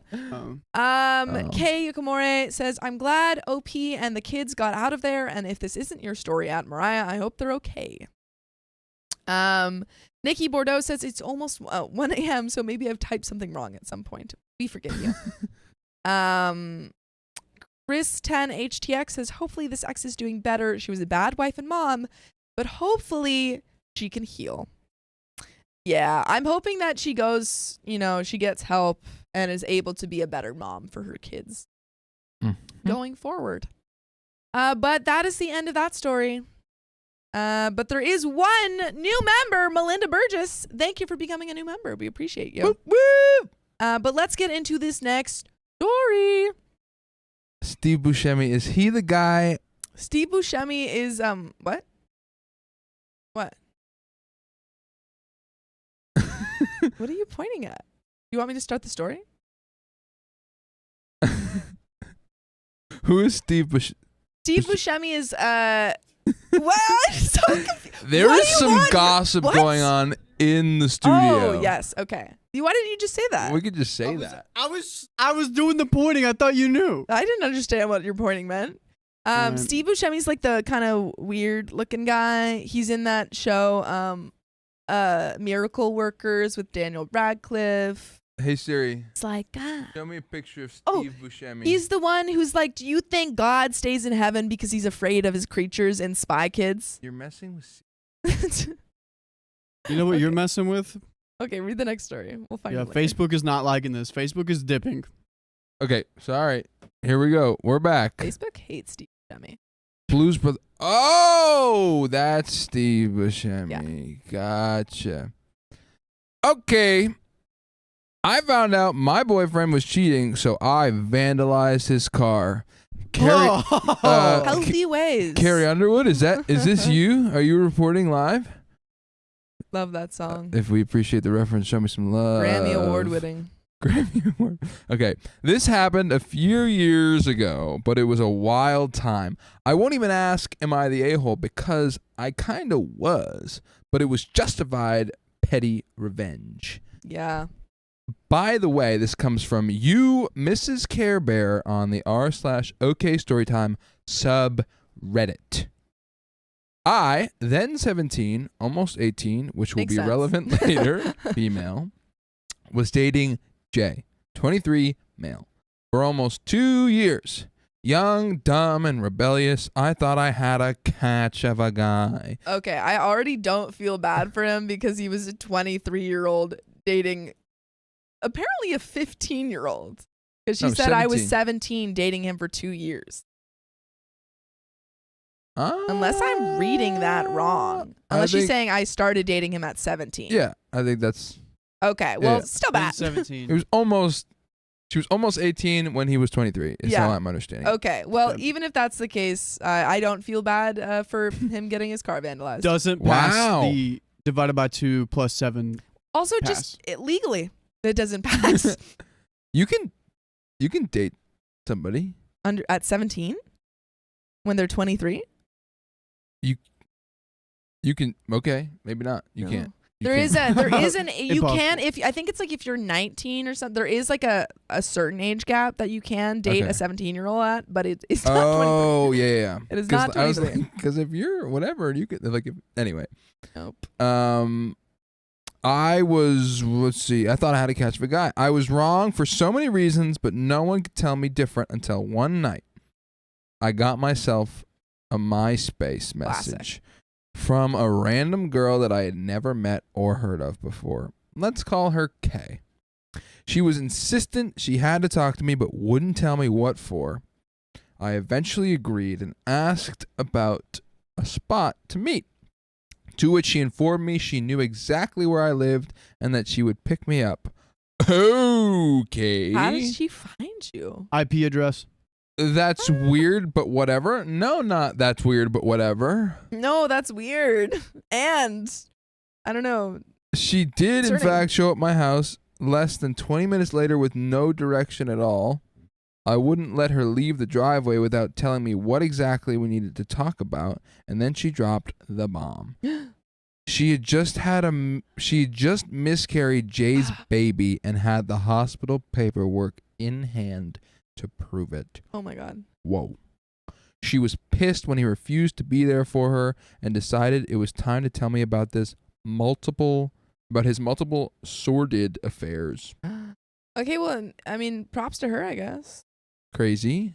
She had been sleeping with him for the entirety of our relationship, several times in my house. Ah! That's terrible.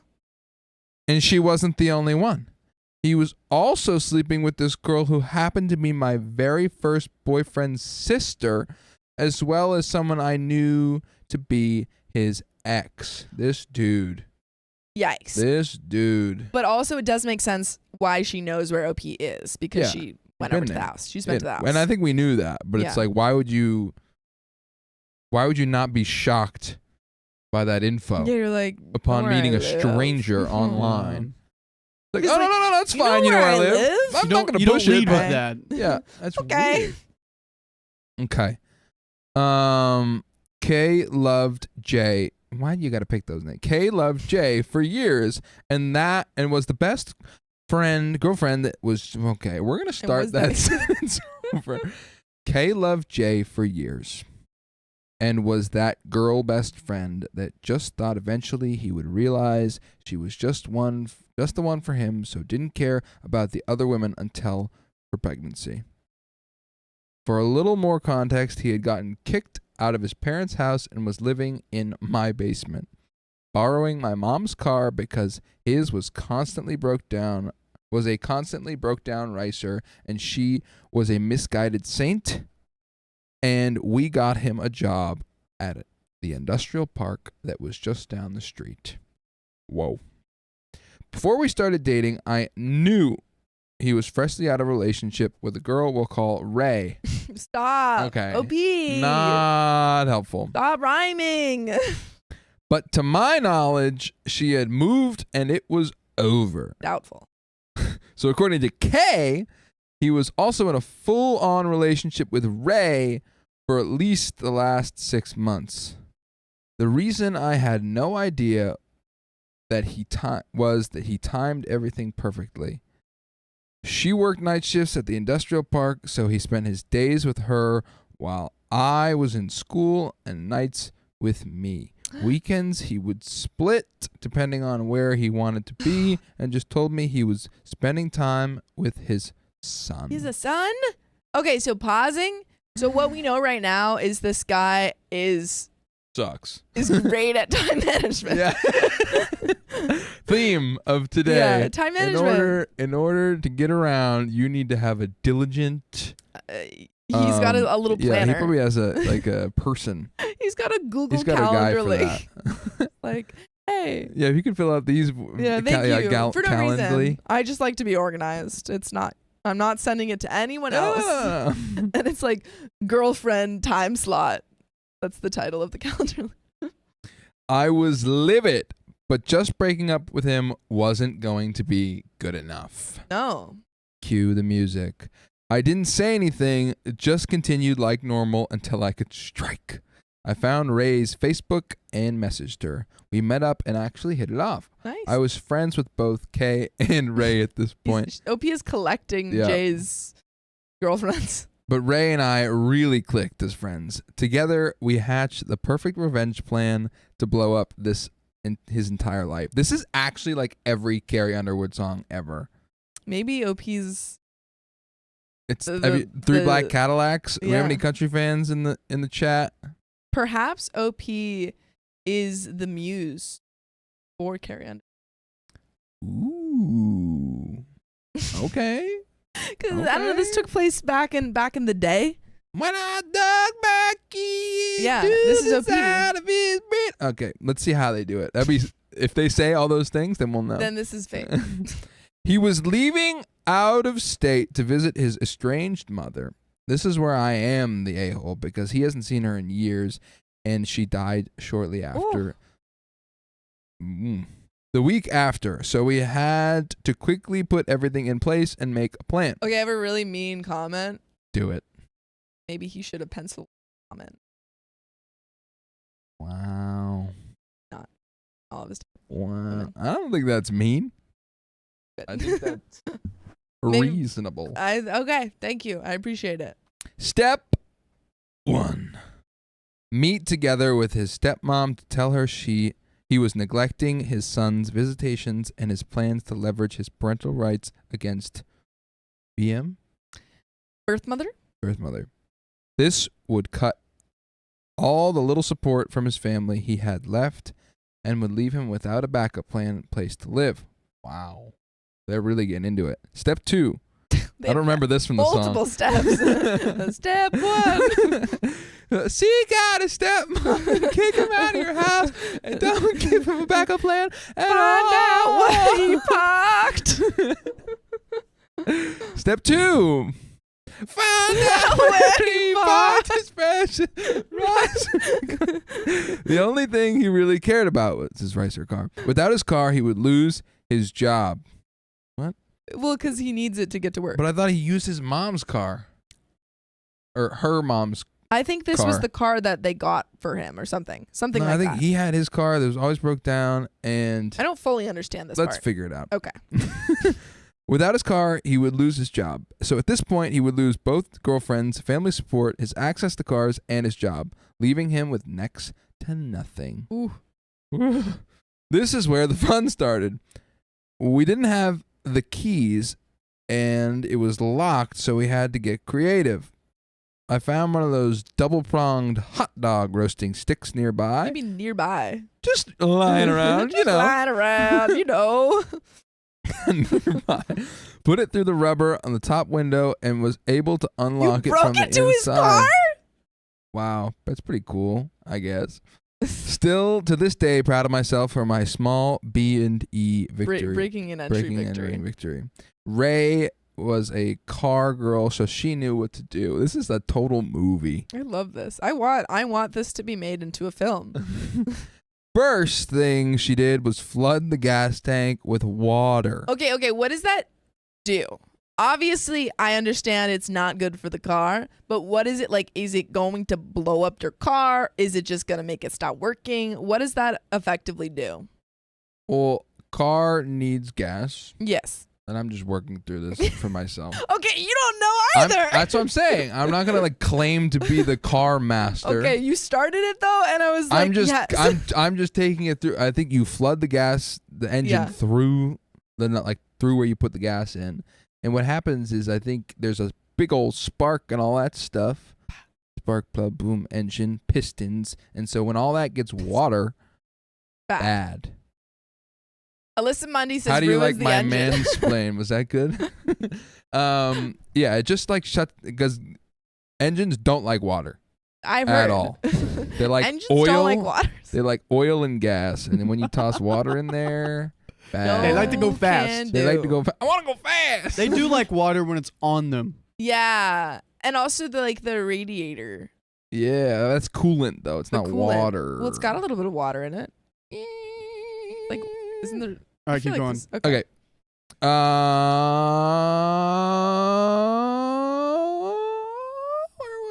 Where was I took the spray painting.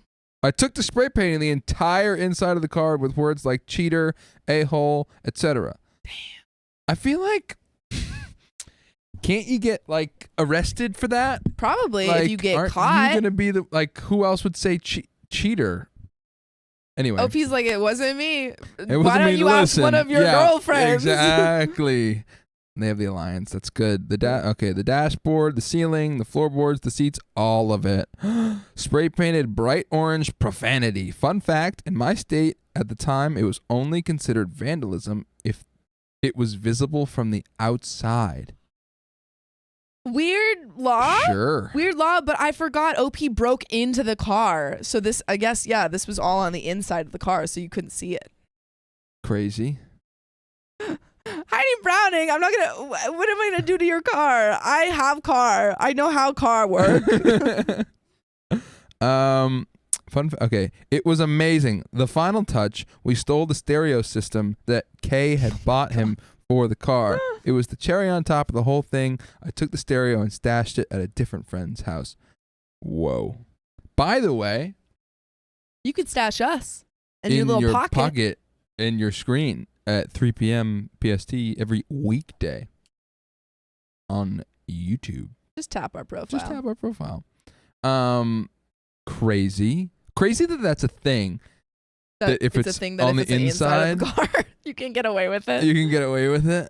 I know there's a little bit more to the story, but right now, I still don't really feel like normally I am all for not vandalizing your ex's property and approaching it in like a mature way. But he was dating an underage minor, so I don't really feel that bad for him. That's the part you're on. Yes. That is the.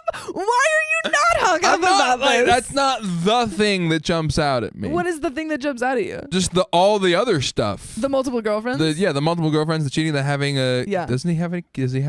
He has a child. Yeah. Well, does he actually have a child, or was that a lie? I think he has an actual child. Not the miscarriage. There was a miscarriage, and then he also has an actual child. That's just so messy man. That's crazy. Vix Mix says scorched earth. When he got back, he got dropped off at my house and was greeted by both of us in the driveway, waving him goodbye. Wait, you stayed at the scene of the crime?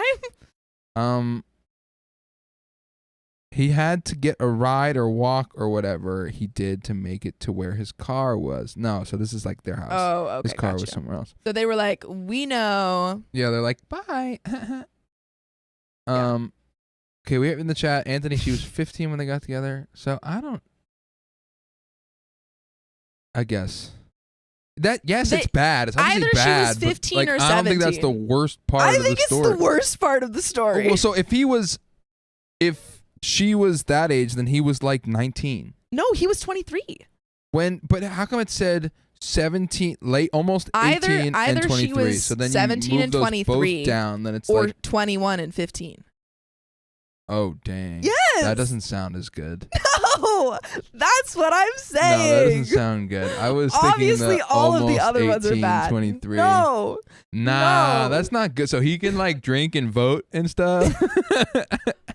And she's a junior in high school. She's a junior. No, probably a sophomore. Sophomore. I was 15 when I was a sophomore. That's could be the worst part of the story. Yes, thank you. Okay, he had to ride or walk to get wherever he needed to be to get to where his car was. I never talked to him again after that. Because of my age, he couldn't do anything to me about the vandalism, or he would have, or he could have got pinched for statutory. Freaking told you. He did get the cops to question Ray for the stereo since she was older, but all she had to do was deny. But she didn't, and I ended up having to hand it over to the police for her. Would you believe that she got back together with him after all of that? Ray, come on. Ray, that's ridiculous. Eventually she did leave him, and we were friends for years after that. Okay. And we were, Kay also decided to go back to him for a while. Either way, I was done, and that is where the story ends. Thank goodness. Wow. This guy sucks. Yeah, I don't feel bad for him one bit, quite frankly. Kay Yukamori says, honestly, OP is an a-hole, but in the most lovable sense, she should be a lawyer. She's a lovable, justified felon, and we love her for it. Totally Spy says, Ray is lame. Jessica Atkinson says, I know a couple that survived this. Okay, it's gone. Riley's not in the room, so I can't read. And wait, what? What? Yeah. Is it auto? Yeah. With sound? Uh-huh. Yeah. Alyssa Mundy, thank you for the $2. Rookies release thousands of fire ants inside. Ooh. Diabolical. Oh, dang, that's crazy. Also, I saw a chat earlier that said, Anthony, no, you're not Cody Co. I'm not. Anthony's not. Beauty Like Night says she's 17 writing this now. They were together for 2 years, so she was 15 and he was 21 when they got together, which is what I thought. But either way, regardless of if she's 15 or 17, she's still underage. Go back. Yeah. Camera, cut. Cut the cameras. Yay, there it is. Oh. Blind Bee says sophomore. My daughter is 15, starting sophomore year. And I Yup. dug my kid Yup. to the Jen side Riley's of in the this bathroom. pretty little Miss Romy says, four this guy wheel sucks. drive. He was preying on those young ladies. Call my name into his leather seat. Rap for you. I mean, I that was took a gonna be Louis fun. Vuitton look at both headlights. Well, now we have to wait. Or if you want to jump on the... Smashed on it out for time. Maybe next time we'll think before. It would have been very It's not poetic. even on you. Hello.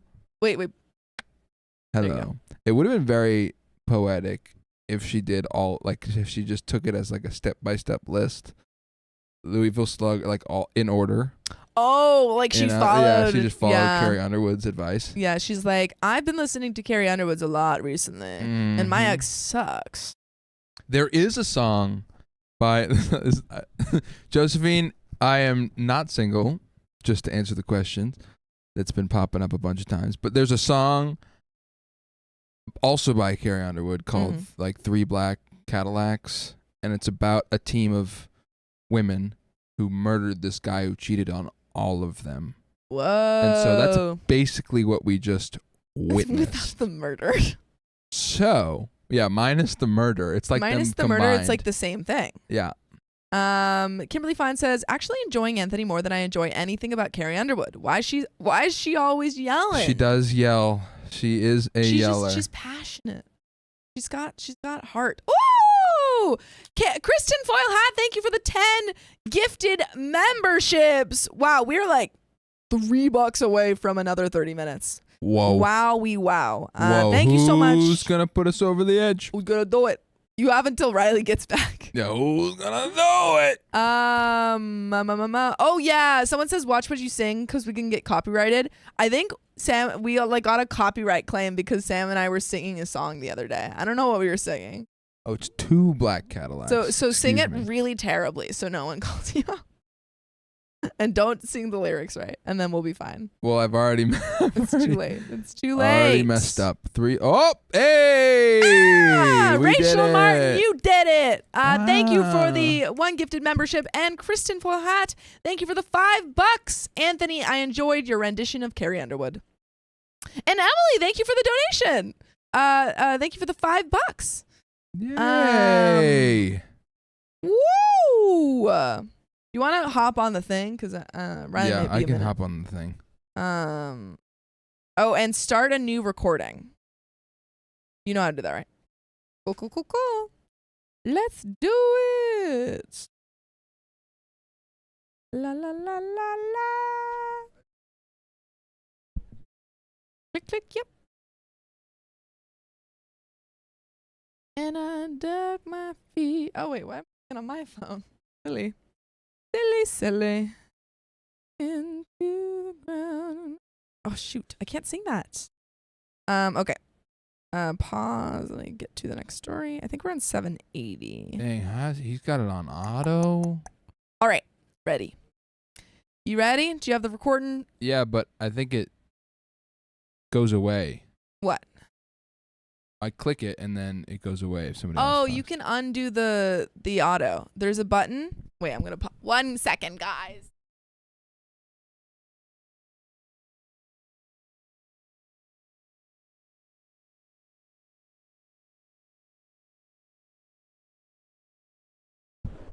Hello. Okay, it's not on auto anymore. We're good. Woo! All right. Also, Star Talon, thank you for the $5. And Rexy Poo, thank you for the $3. I am Speed. We love it. All right, let's get into this next story. My girlfriend invited her friends on our romantic trip, but one of them caught feelings for me. The trip was just too romantic. It pulled in the wrong people. So I recently took my girlfriend, let's say her name is Emily, on a weekend trip to a popular beach town. I booked a nice hotel room for us to enjoy a romantic getaway. By the way, this comes from Experiment Ad 4 on the r/OK Storytime subreddit. Everything was great until the second night when Emily invited her 2 friends, Laura and Kate, to hang out with us. Thank God they don't rhyme. She didn't tell me they were coming, and I was a bit surprised, but went along with it. Things got even more awkward when they decided to crash in our hotel room because they didn't want to pay for their own. I was annoyed, but didn't want to cause a scene. The room was cramped with 4 people, and it definitely wasn't the romantic getaway I had planned. That's so rude. That's really rude to plan, like, to have your partner. Yes. What? The recording did not start. Oh, damn. Okay, we have to start one more time, guys. Sorry. Take 2. My girlfriend invited her friends on our romantic trip, but one of them caught feelings for me. And as I just said before, it was too romantic.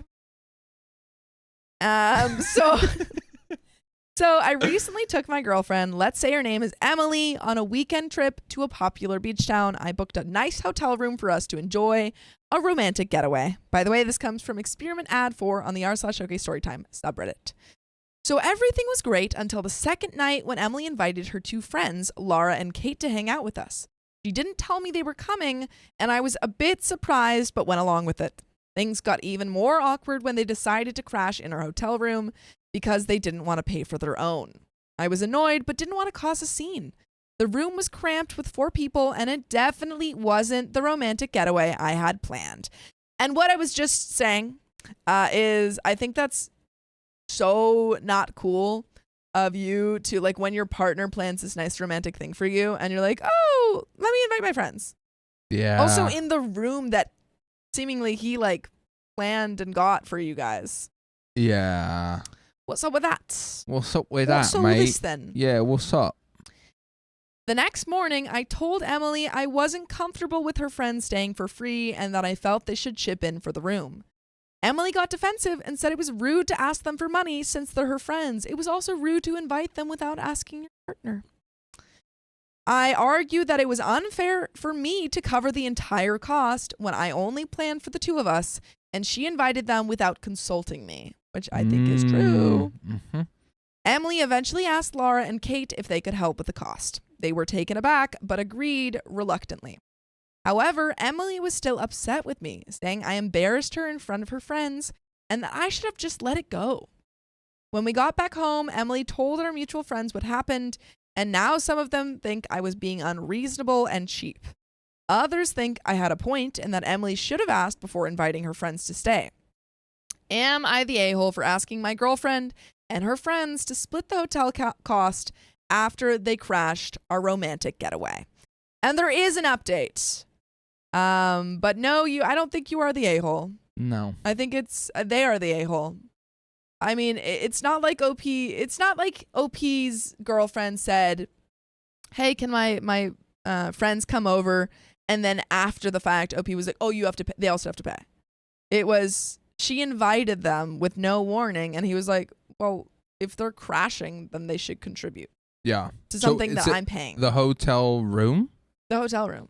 So they're all just or the Airbnb. They're all just chilling in this room? Yeah, they're all just in this room. Cramped for, it's a hotel room. Yeah, so this is it's probably not a huge room if it was supposed to only be for 2 people who are sharing a bed. Yeah, whoa. Where are these people Where are they even sleeping? Where and are what they kind even of trip? sleeping? Like all this stuff. What's going on? I don't think OP is the a-hole. I don't think so. But there is an update. I just don't get why you'd want to come on that trip. Yeah. What? Why? If you know, I don't know. I'm just wondering what the girlfriend told them. Maybe Yeah. she was like, oh, we're just on a trip. You guys should come over. Mm-hmm. But that, in which case, it's for sure on her of not mentioning that this was a romantic getaway. Yeah. Maybe the friends want to try something new. Oh, they were like, let's make it really romantic. Let's go to Paris without going to Paris, if you know what I'm saying. Say it. Go. Do it. Little Eiffel Tower situation. Yeah! Let's go. Am I missing something? It's hard for Sophia to do sex jokes, but she's Yeah. getting the hang of it. Who's this? Great. Anyway, let's keep going to the Looks like I updates. killed her. I thought the situation was resolved after our trip, but things have gotten much more complicated since then. After we got back, Emily and I seemed to be on better terms, but something still felt off. A couple of days later, I found out why. I started getting weird vibes from Kate, one of the friends who stayed with us at the hotel. She was being extra flirty with me whenever we hung out in our friend group, which was completely out of character for her.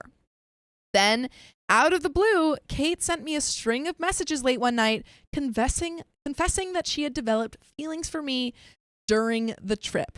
How long was this trip? Yeah, what is it like a cruise? What's the Hey, deal? Yeah. You can fall in love with Hotel just a glimpse of the eye.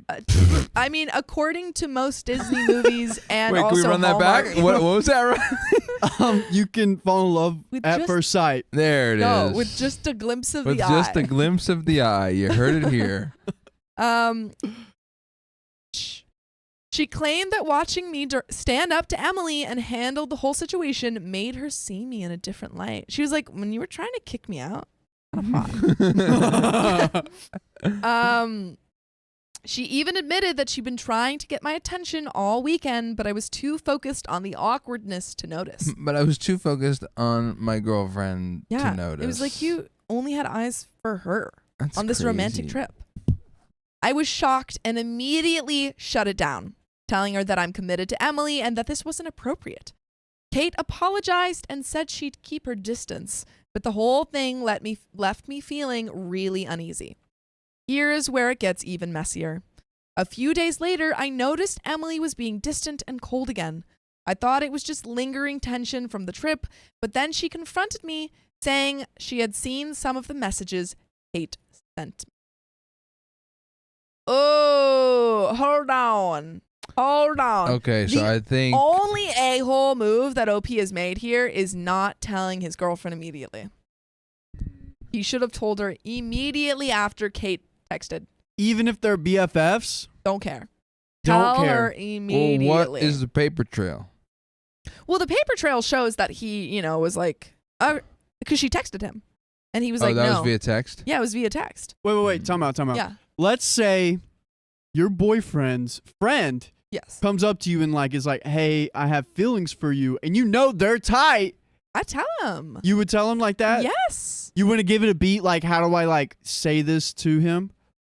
You wouldn't try to figure out a The way thing to is that the do the longer- less amount of damage? For sure, I would figure out a way to say it, but I don't think I would wait longer than he said a couple days. I would Yeah. not wait a couple days. Not a great look. No. I mean, and the thing is that OP hasn't done anything. Yeah. However, he is, in letting it lie, he has given the friend the opportunity to control the situation and change it to, whatever she wants it to be. I had nothing to hide, so I showed her the full conversation, but instead of calming down, Emily blew up at me. She accused me of leading Kate on and trying to make her jealous on purpose during the trip. Girl, you were there. Were they ever alone? You brought him. This You is all marauder. toxic. You got to get out of here, dude. Yeah, Get outta there. out of there, please. Deadly Gamer says, conspiracy, Emily is trying to frame OP for cheating with her friend. She set up this whole situation. And by the way, you can join us live on YouTube every weekday at 3 p.m. PST. Just tap our profile. I couldn't think of a good one there. No matter how much I tried to explain that I wasn't interested in Kate and had no idea she felt that way, Emily refused to believe me. She started bringing up random moments from the trip, claiming I paid more attention to Kate than I did to her, and suggested I was somehow responsible for Kate's feelings. Sure. That makes sense. That checks out. Yeah, that totally makes sense. Totally makes sense. Now, Emily is being incredibly passive-aggressive, throwing jabs at me about how easy it is for me to attract attention, and making snide comments whenever we're with our friends. The worst part is that she hasn't confronted Kate about it at all. Instead, she's channeling all her frustration towards me. Dang. Not cool. Our relationship feels quite complex, and I don't know how to fix this. I'm starting to wonder if this whole mess would have been avoided if I hadn't asked for the money in the first place, or if it's just exposed deeper issues between us. Am I the a-hole for asking my girlfriend and her friends to split the hotel cost, or did I unintentionally set off a chain reaction I couldn't control? I feel like I don't think that's really not relevant. The question. No, I don't think that is relevant to what happened. We are so far away from that. Yeah.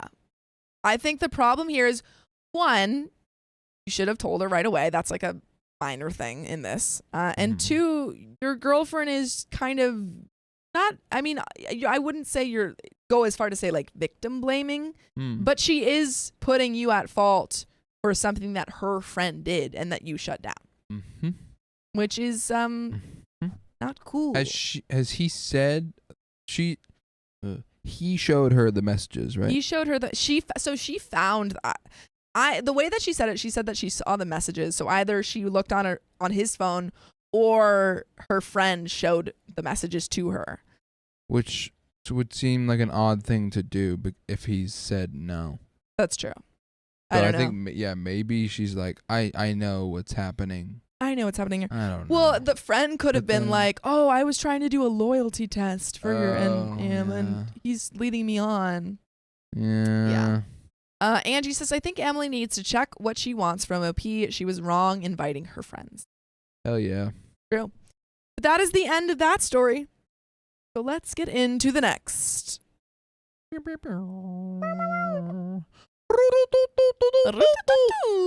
It's a setup, says Angela Connolly. Nickelodeon. It's a trap. And Alyssa Mundy, thank you for the 1 gifted membership. And Big Chris PR, say thank you to Alyssa Mundy. Jen Bean 69, thank you for the $4.99. And Star Talent, I already said that. I think we've read the rest of these already. But thank you again. Or Emily, I don't know if we read that one. Thank you for the $5. Rachel Martin, thank you for the 1 gifted membership. We appreciate you. And I think we read Kristen Foyle Hat. But thank you again for the 10 gifted. We've read that one. Emily, thank you for the $5. This story makes me sick. I think we've read all of these. BB Memes, thank you for celebrating 6 months of membership. John, hit me with an oh God for my 6 months, please. I'll do one. Okay, Sophia? Okay. You do it first. Oh God. Oh God. Oh God. That was worse. Those were so bad. We can't bad. do it like him. Oh God. No, I can't do it. It's okay. It's okay. Only John can. I don't have the register. Only John can. Lilo Gothic Maiden, thank you for becoming a new member. And Melinda Burgess, thank you for becoming a new member. We appreciate you. But let's get into this next story. These next stories. What? I gave it to Anthony already. Shoot. Oh, We snap. gave it. Ready? Yep. Right in the net. My wife found out I cheated on her when we were dating. Now she's leaving me. Uh-oh. Oh, shucks. Like, Whatever are we gonna do? that seems like that's all we need to read. It feels really Great job, cut and dry. everyone. Sophia, here's the Next story. But let's hear No, what maybe they there's- have to say. Maybe there's something going Let's on hear under what the they have surface. to say. Hello, everyone. Like the title says, I made a terrible decision years ago at a low point in my life. Real quick. Thank you, Intertwined Realms, for the 20 sticker. It didn't show up in the activity feed. Apologies. Apologies, Thank but you thank for the you. Thank sticker. you, Intertwined Realms. Amazing. And before we get Matt Hatter, thank you for the $10. Greetings, OK Storytime crew and community.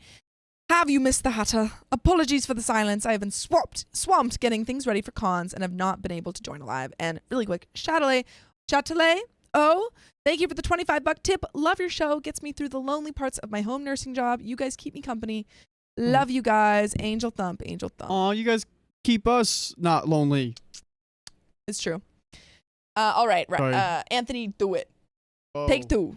By the way, I said this Anthony. comes. Are we all good? Okay. In the studio? All right. She almost called you my name. And I I was said about to get mad at her. Anthony. Wow, is that another kid? Right, Anthony. Ryan. Yeah, you're all, Anthony? you're all my kids. I'd now. I love be how all the honored. kids end just with Anthony. What's the thing that teachers do when they're like, They read Reddit stories. I'll wait. Oh yeah. I'll wait. Oh wait. Yeah. That's good. By the way, this comes from Throw R.A. Blackberry 12 on the r/OK Storytime subreddit. My then girlfriend found out and we broke up, but got back together after only a few months apart. After I told her how remorseful I was and how much I loved her. Is she a fool or not? We're gonna put a poll down. So they broke up after he cheated, and then they got back together a few months later. I've since worked on myself, and I've been in therapy. I can say that I'm definitely not that same person.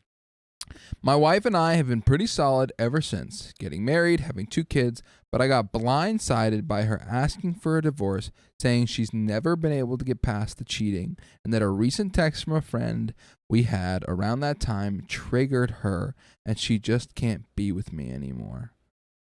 I asked and begged, suggesting therapy and ways to get out of negative thought patterns because we've been genuinely happy. But she says she can't. She's been hurting and hiding these feelings for the last decade. Okay, I understand a little bit more complex. Context. Okay. So basically, OP is saying that the cheating was exposed. They pushed past it, quote unquote. Mm-hmm. And then after marriage or before marriage, she was like, I actually can't do this anymore. Did they get married? Yeah, they've had 2 kids. Yeah, okay, that's what I would just double check. Yeah. So they got married, have 2 kids. Like 10 years. Like this 10 is like a years full later, 10 years later. she's like, I actually can't get over this. Because somebody from our friend group at the time, like who they were friends with at that time, texted. Crazy. If that's enough Riley to Tove sort of says unsettle projection. you. I don't know. I mean, it's like not. Whatever. We will keep reading. Mela says I'll so they hold my came back tongue without there. doing therapy. That's insane. That is pretty insane. Also, I don't know if the poll is working. Really. I'm devastated. I'll keep reading. I'm devastated. I'm depressed, but I'm trying to keep it together for the kids. I've told her that we can divorce because I love her and won't fight it if it brings her so much pain, but I'll need help with our girls. One is only 4 weeks old. I've also asked her if there's another person. There's not, and I believe her. Okay, I can see that being like, oh. I think it is really unfair to wait 10 years when supposedly she's been feeling this all along and not say anything. Yeah, because he wouldn't have gone through with it. No. He wouldn't have, it was her choice to forgive him. Yes, I think that you do not ever have to forgive a cheater. Yeah. But if you do, to make a relationship work, you have to be honest with yourself. Can I forgive that person? And then check in and say, am I got to be able to get over this? And put in the work to try and, regain. The cheater has to put in work. Mm-hmm. And they did in this case. Yeah, but for her to this whole time say that she never got over it. Tough. And not say anything? Tough. We've agreed to co-parent and live together despite an official separation, but she's been distant and avoidant. I'm carrying the physical, emotional, and mental load of caring for both kids, and she just works or leaves. I'm not sure what to do or say because I know she's hurting, but so am I. I'm losing my wife and my best friend. Do I just let everything go and ignore her presence in the house? Do I move out with the kiddos since I'm already doing everything? Do I yell at her to be more involved? Our toddler is biologically hers, and our newborn I carried via donor. Do I stop trying? What does that mean? Oh, OP's a woman. Oh. Yeah, I think they're both women. Gotcha. So OP's wife carried the first 36. one, and then she carried the other one. Gotcha. Yeah. I carried via donor. Okay. Do I stop trying to talk while we're friends? Or do I tough it out until she decides to be a mom again? Wow. This is so complex. I think y'all need to have more conversation. I mean, it seems like she's shutting down a lot of these conversations, but I think you need to say, for our kids, I can't just ignore you. Yeah. And we need to figure out what we want to do from here. Is that me moving out? Is that some sort of co-parenting situation? Do you want to parent these kids anymore? What are we doing? because just going in radio silent is not helpful. Edit. Just adding some info here. We are both women. Clears it up. Figure that out.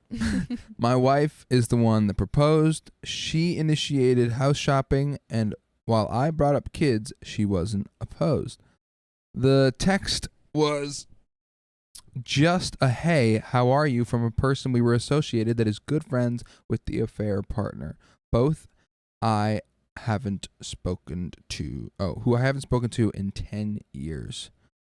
Hasn't spoken to either of those people. Okay. I'm also not trying to reconcile with my wife. I just want her to be happy, and we have both agreed on a divorce.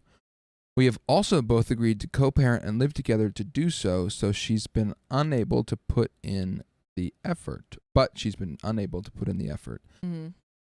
I am actively trying to engage her more with the kids and also talking to her in a friendly manner to make sure she's doing okay. My mindset is that in order to be good co-parents, we need to at least be able to communicate. Yeah. Prior to the text, we were communicating amazingly, jokes and affection. We are each other's person. And I don't know, I think it just brought up bad memories she can't get out of. Whoa. But you know what you can't get out of? Watching us live every weekday at 3 p.m. Just tap our profile. Just tap it. Before we finish this off, a lot of people were saying maybe OP's partner was experiencing PPD. But we do know that OP carried the baby, this new child. However, it is possible that, fathers can still experience PPD. So it is, possible that she is still experiencing some sort of that equivalent. But I just don't think you can do anything if there's no communication on both sides. It's a two-way street. It is a two-way street, and it's just a bummer. And it seems like OP is just a little bit confused about how to handle it. I think OP is a bit confused because they've had this kind of perfect, or maybe not perfect, but very good relationship for 10 years. Mm-hmm. And out of the blue, she receives a text and is like, "Oh, I guess our relationship's over." Yep. So we do have an edit. Mm-hmm. Thank you to everyone who responded constructively. My wife and I have talked. She doesn't want to leave me and the kids alone. She wants to co-parent and doesn't want to move out. She is just having a hard time and is depressed. She is going to make an appointment with her doctor.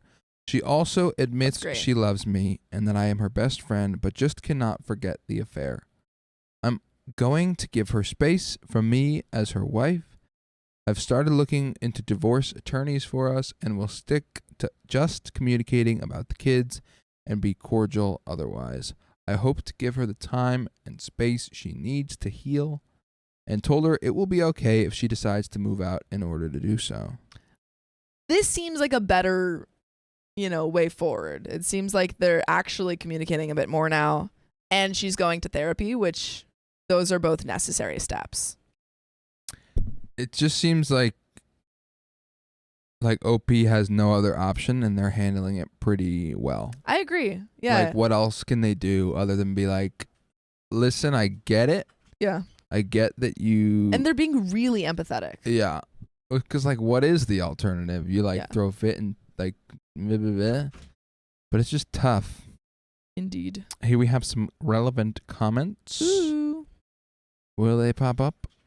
Let's see. I don't think you should push on the relationship, just work on co-parenting. Getting cheated on absolutely changes who you are as a person. Cheating is what ended my marriage, and he cheated on me with my sister. Oof. Cheating with family adds a whole other layer of pain, embarrassment. I tried getting over it, and I couldn't. It was just an open wound that wouldn't heal. I divorced him 18 years later. Whoa. It was absolutely freeing to me. I didn't feel like I had an anchor around my necklace anymore. That's a, interesting anecdote because it puts context into what it can feel like to have to hold that for a really long time. I think so, yeah. Yeah. I understand that it can be like really hard. But what I think what hangs me up is it happened while they were dating. Yes. They took time apart. And then got back together. And then got married and had and 2 then kids. got married. It wasn't during the marriage. Not like saying, "Oh, it's totally fine." It wasn't during the marriage, but no, but it is. She chose to get married. They both chose with to these, look beyond it and then start a life together. Yeah. After a break. So let's see. We have another comment. You can't from Athena 0204. You can't force her to co-parent. So make plans assuming you will be the primary parent. How long do you intend to unhappily live together? It seems to be such a strong reaction to a text message or to the person who sent the text. What is that all about? Whoa. A little aggressive. Well, I feel like we've already established that she wants to co-parent, so. Yeah, and like, not that you're going to force somebody to co-parent, but you kind of can. I mean, one of the kids is biologically her kid, so. Not like she's forcing them, you just want it to be the best co-parenting scenario. Agreed. But you know what time it is? It's time to spin that wheel. Except Riley's not ready. And move that and name that Pokemon. Namstar, thank you for the $10 tip. Big fan. Love your videos. Ooh. I'm a big fan of you. Did you know that? Same. Is anybody familiar with the Jimmy? Boom! Oh. Woo! Here we go. Let's spin that wheel. Let's do it. Sound effects, and here we go. Spin that wheel. British. Yes. What does that British now. mean? Yes. That means we've got to be British. All right. Yeah. I have to pick what British accent I'm going to do. Okay. Yeah. Oh, you're doing your newscaster. I'm gonna do this one. Right. No, it's not a newscaster. Oh, it's more like from the streets a little bit. Beatles. I'm real. I'm real. Yeah. Sam E, thank you for the 20 euro, 20 pounds. I feel like I'm screwing with your you are. accent. Yeah, it's kind of skewing it. My daughter will start cheerleading Thursday. I'm glad she's gonna do that. And Girl Scouts. Girl Scouts, Girl yeah. Scouts. No, right. I just have a small problem. I don't know how I'm going to help her with the practice at home with it because I was never a cheerleader. You've got to work on your flying V. Yeah. Your flying V. Curvy Galala Flame. I've not, it's kind of messed up. You read that one. Which one? Stop mine. Will, which one? Curvy Galala Flame. I had a friend who cheated on his wife with a while. She was pregos with their youngest child. She never slept with him again and gave him a dead bed. What's that? No love making in the bedroom. A dead bed. It took him decades to give up hope and divorce. Oh, this is from Josephine. Will Daddy come back? Probably not. Probably not. Luna Artemis finally catch a live stream. So happy. Might not be able to stay long. Taking care of a baby isn't the easiest thing. Good to see you guys. Alyssa Mundy. Can you say hi to my son Ace? Hello, son Ace. He wants to be a YouTuber and would think it's the coolest thing in the world. It's the Lots of hard thing work, world. but you can do it. Right, okay. Where's your accent, Riley? Yeah, where's your accent? Last time I Not did a just us. British accent, we all know what happened. No, mine, I think I've lost Hello. mine. You can do whatever your dreams are. Mine was good, but it's gone. I do Scottish accent instead. Mine kind of dives into an Indian accent if I keep going. I give up. I have this friend from school who kind of talks like this. So just channel him. No, I Just need to channel him. practice mine a little bit more because it's a bit all over the place. Oh my god, it was terrible. I'm so sorry, guys. All right, I'm gonna keep trying with this next story. Read this. Josephine Madolo bequeathed. No, I need more daddy, or I'm saddy. All right. Yeah. Sorry, guys. Okay, I didn't make my girlfriend the dinner I promised her because she came home drunk 2 hours late. My girlfriend and I live together. I'm 29 and she's 26. We've lived together for 6 months. I have been very busy at work and with life. So yesterday I was really looking forward to cooking dinner with my girlfriend and relaxing. We had this planned all weekend. My girlfriend is more of a social butterfly than I am. So she had plans yesterday morning with her friends, with her mates. She had brunch at 11 and I was planning on having dinner ready by 6:30. I expected her to have a few mimosas at breakfast, but nothing too crazy. Maybe she'd get home and take a nappy nap before dinner. That's in there. I did not make that up. By the way, this comes from Cold Dinner 22 on the r/OK Storytime subreddit. So basically, brunch turned into going to one more pub after around 1 p.m., which turned into more pubs, which basically became pub hopping all day. She was texting me, insisting that she'll be home in time for dinner, but by the way she was talking, I could tell she was drunk. She was pissed. She was proper pissed. She was proper pissed. Yeah, Jezebel says my accent's being screwed by yours, and I'm going to take that. Yeah, yeah. It's your fault. Blame it on me. Yeah. Just blame it on me. I'll take it. I started making the pasta around 5 p.m. Around 5:30, I saw on her Snap story that she was doing shots at a pub in a completely different neighborhood of Chicago, London, England. I didn't want to be the boyfriend who nags, so I let it go.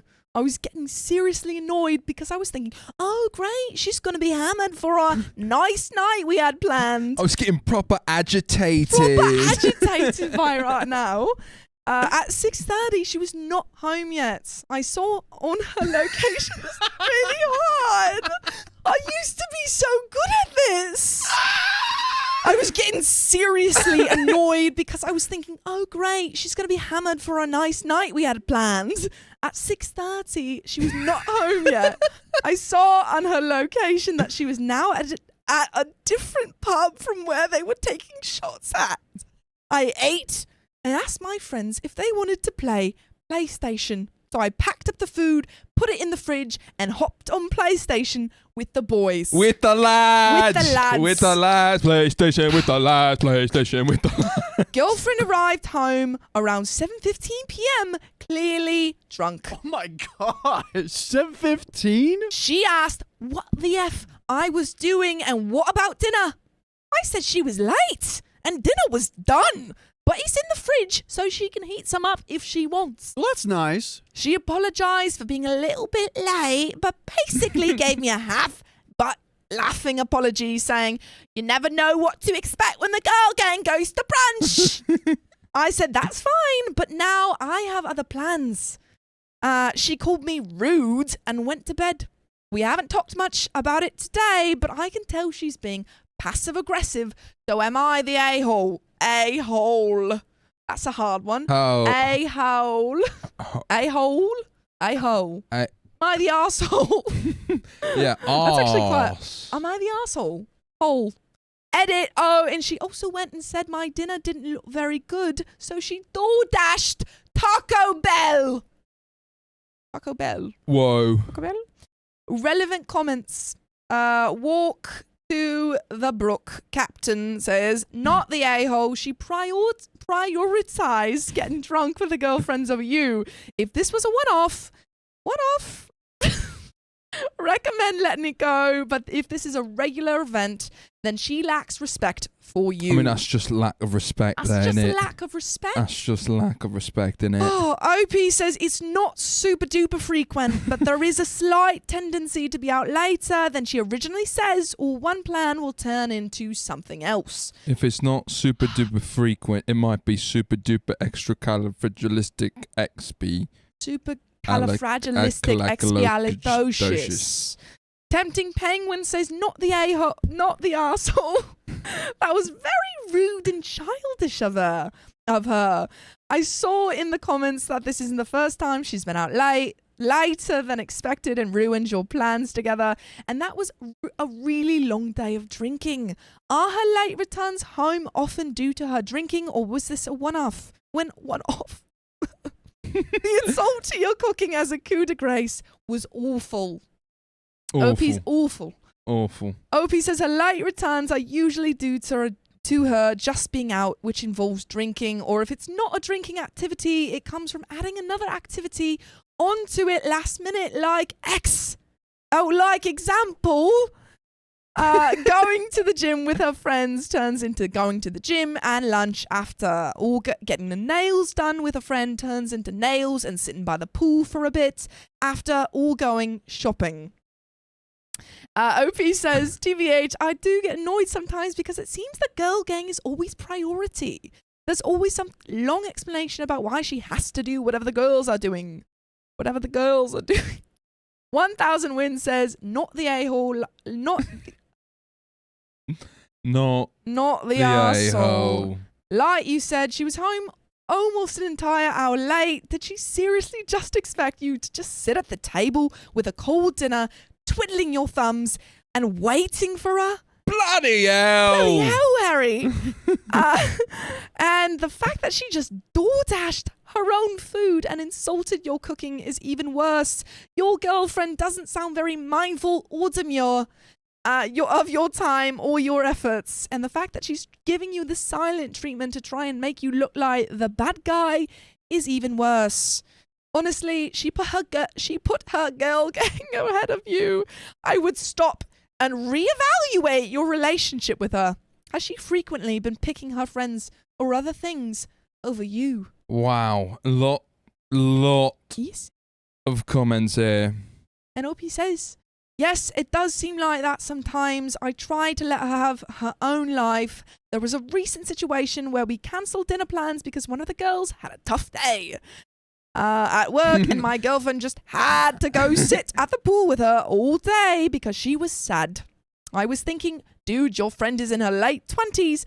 Does she really need you to sit with her all night because she had a rough day at work? Like, don't we all have rough days? Don't we all? Oh my God, that was so hard. I don't know why that was so difficult. And this was posted 9 hours ago, and this guy has been replying to comments left and right like it's crazy. But you know what?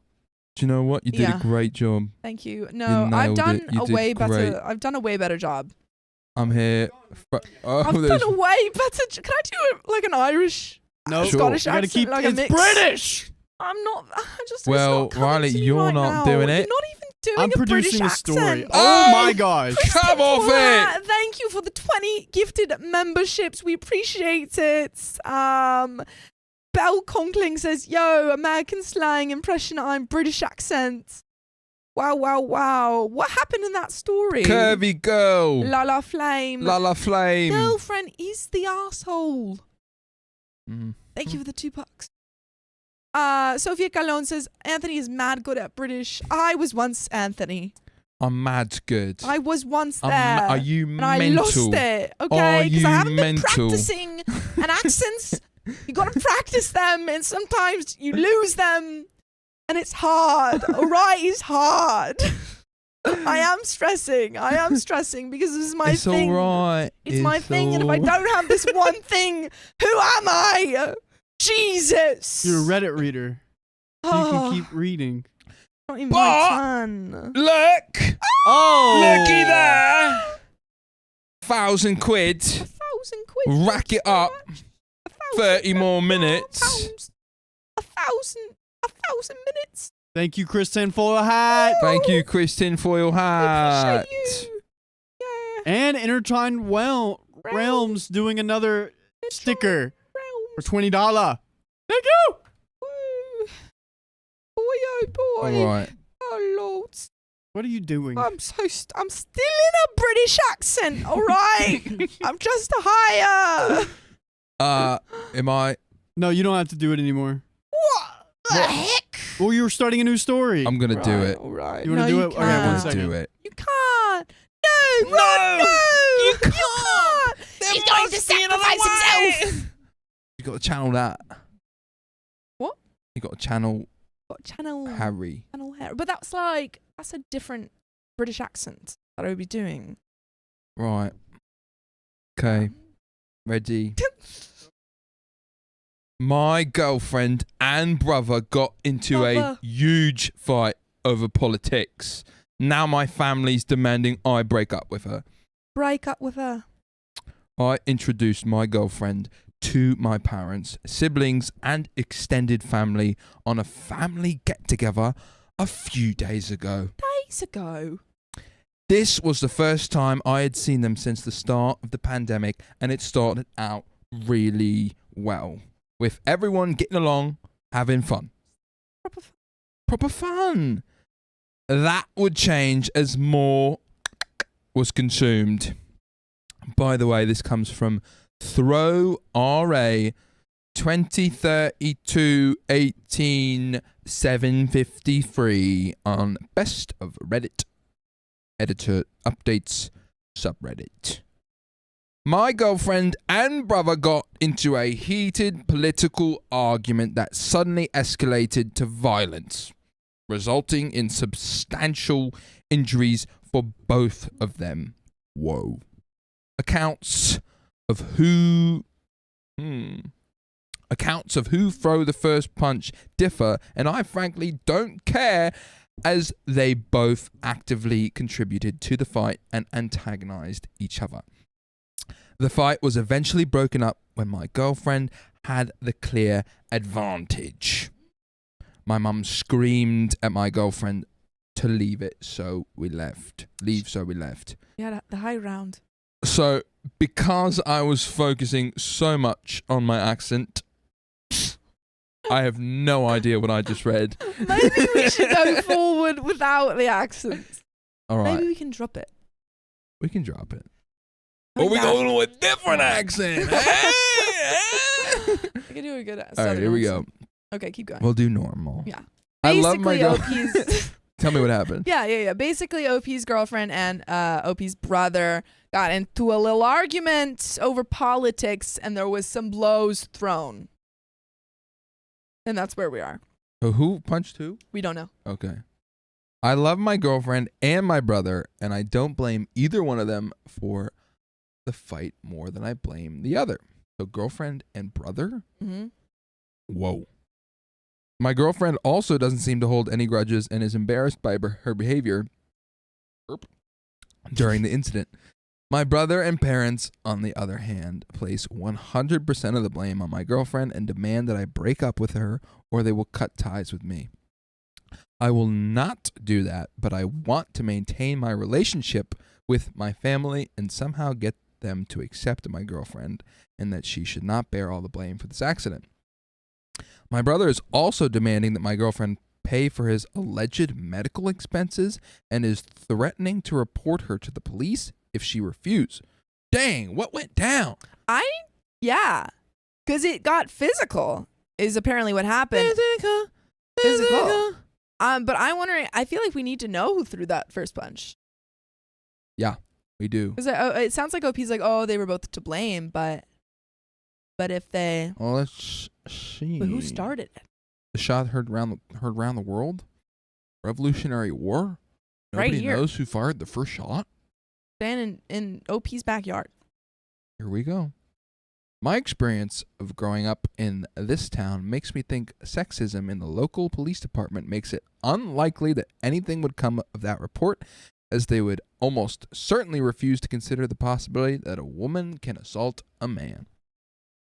I have offered to pay off my brother, but my girlfriend refuses to let me do it and says that she will pay him if he can prove that the medical expenses are real. My girlfriend still has clearly visible injuries, but did not visit the hospital. I suggested that she do so to get her injuries documented, but she doesn't want to do that. She should absolutely do that if the brother is trying to, press charges and stuff. Yeah, if he's doing the same. Yeah, absolutely get those documented. Whoa. I just wish everyone could forget about this and move forward, but writing this makes me think my family is acting unreasonably, and perhaps I should just cut contact with them as they are threatening to do so with me. Perhaps growing up with these people makes me blind to how ridiculous their behavior is. I don't know what I should do. I don't think anyone should be getting into physical blows over a political argument. Yeah, that's nuts. I think that. That's crazy. And if you think that both your girlfriend and your brother are at fault.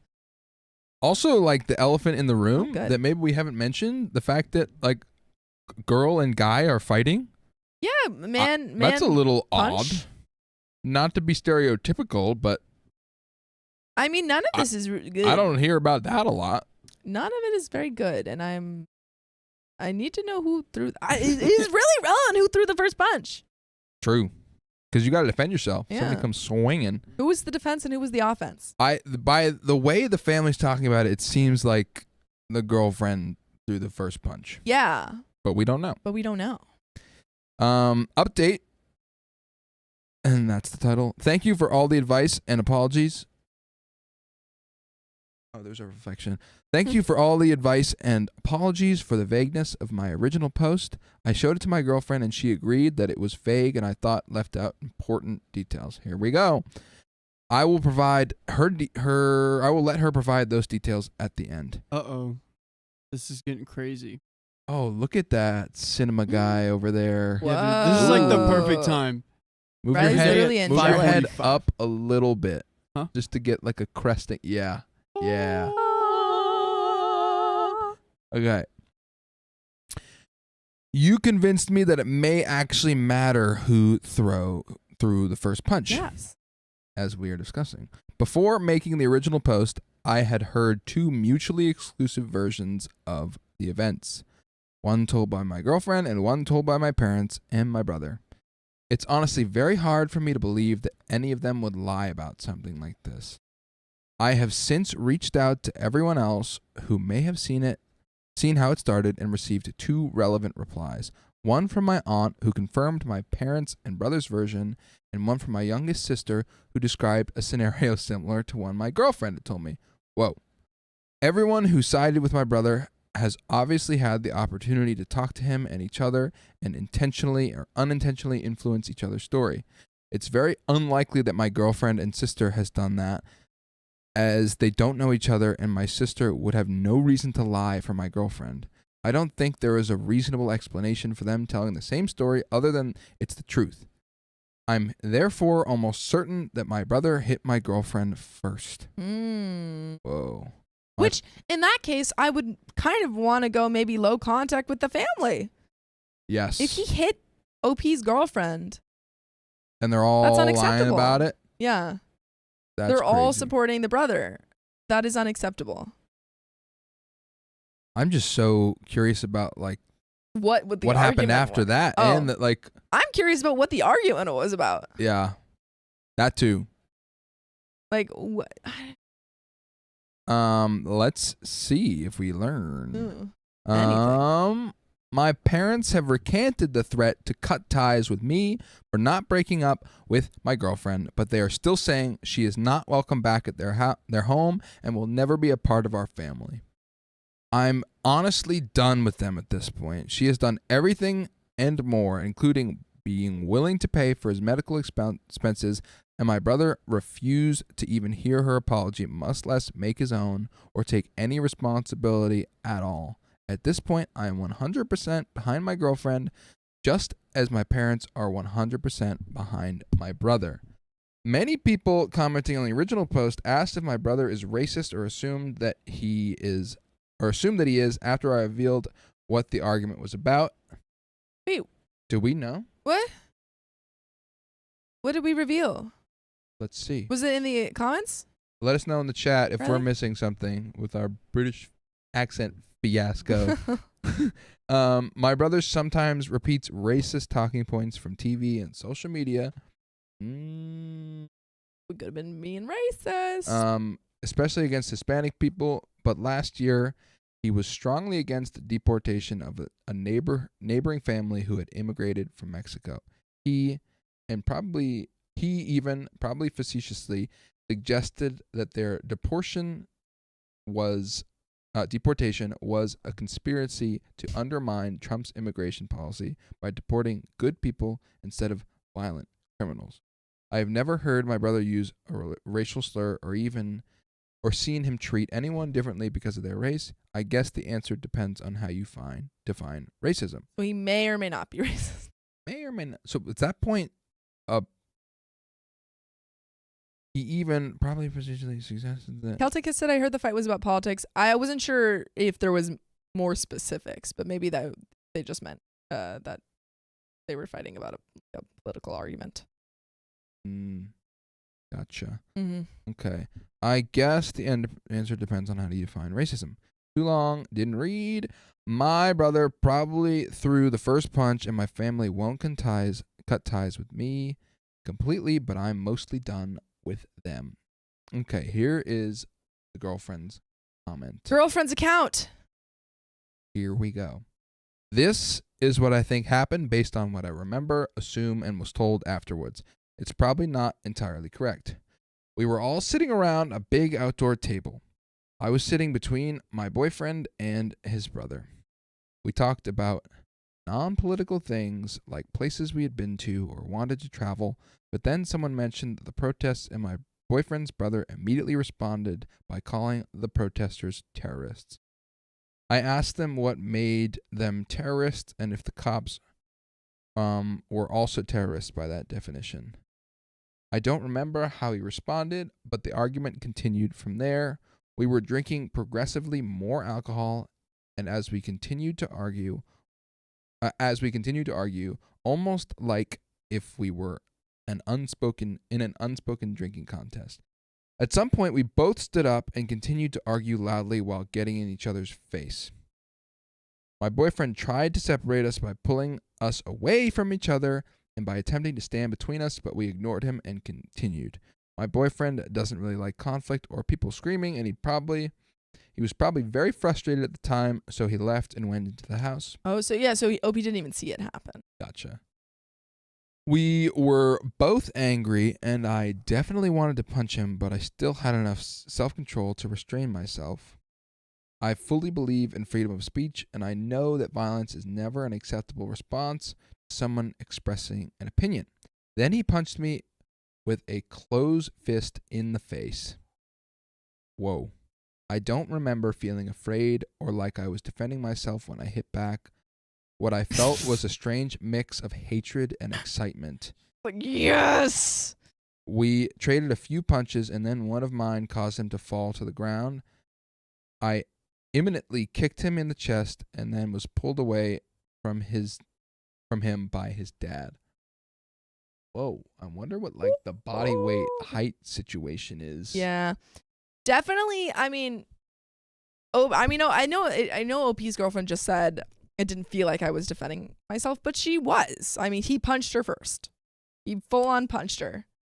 And that is an insane reaction to have when you're having an argument about politics among family members.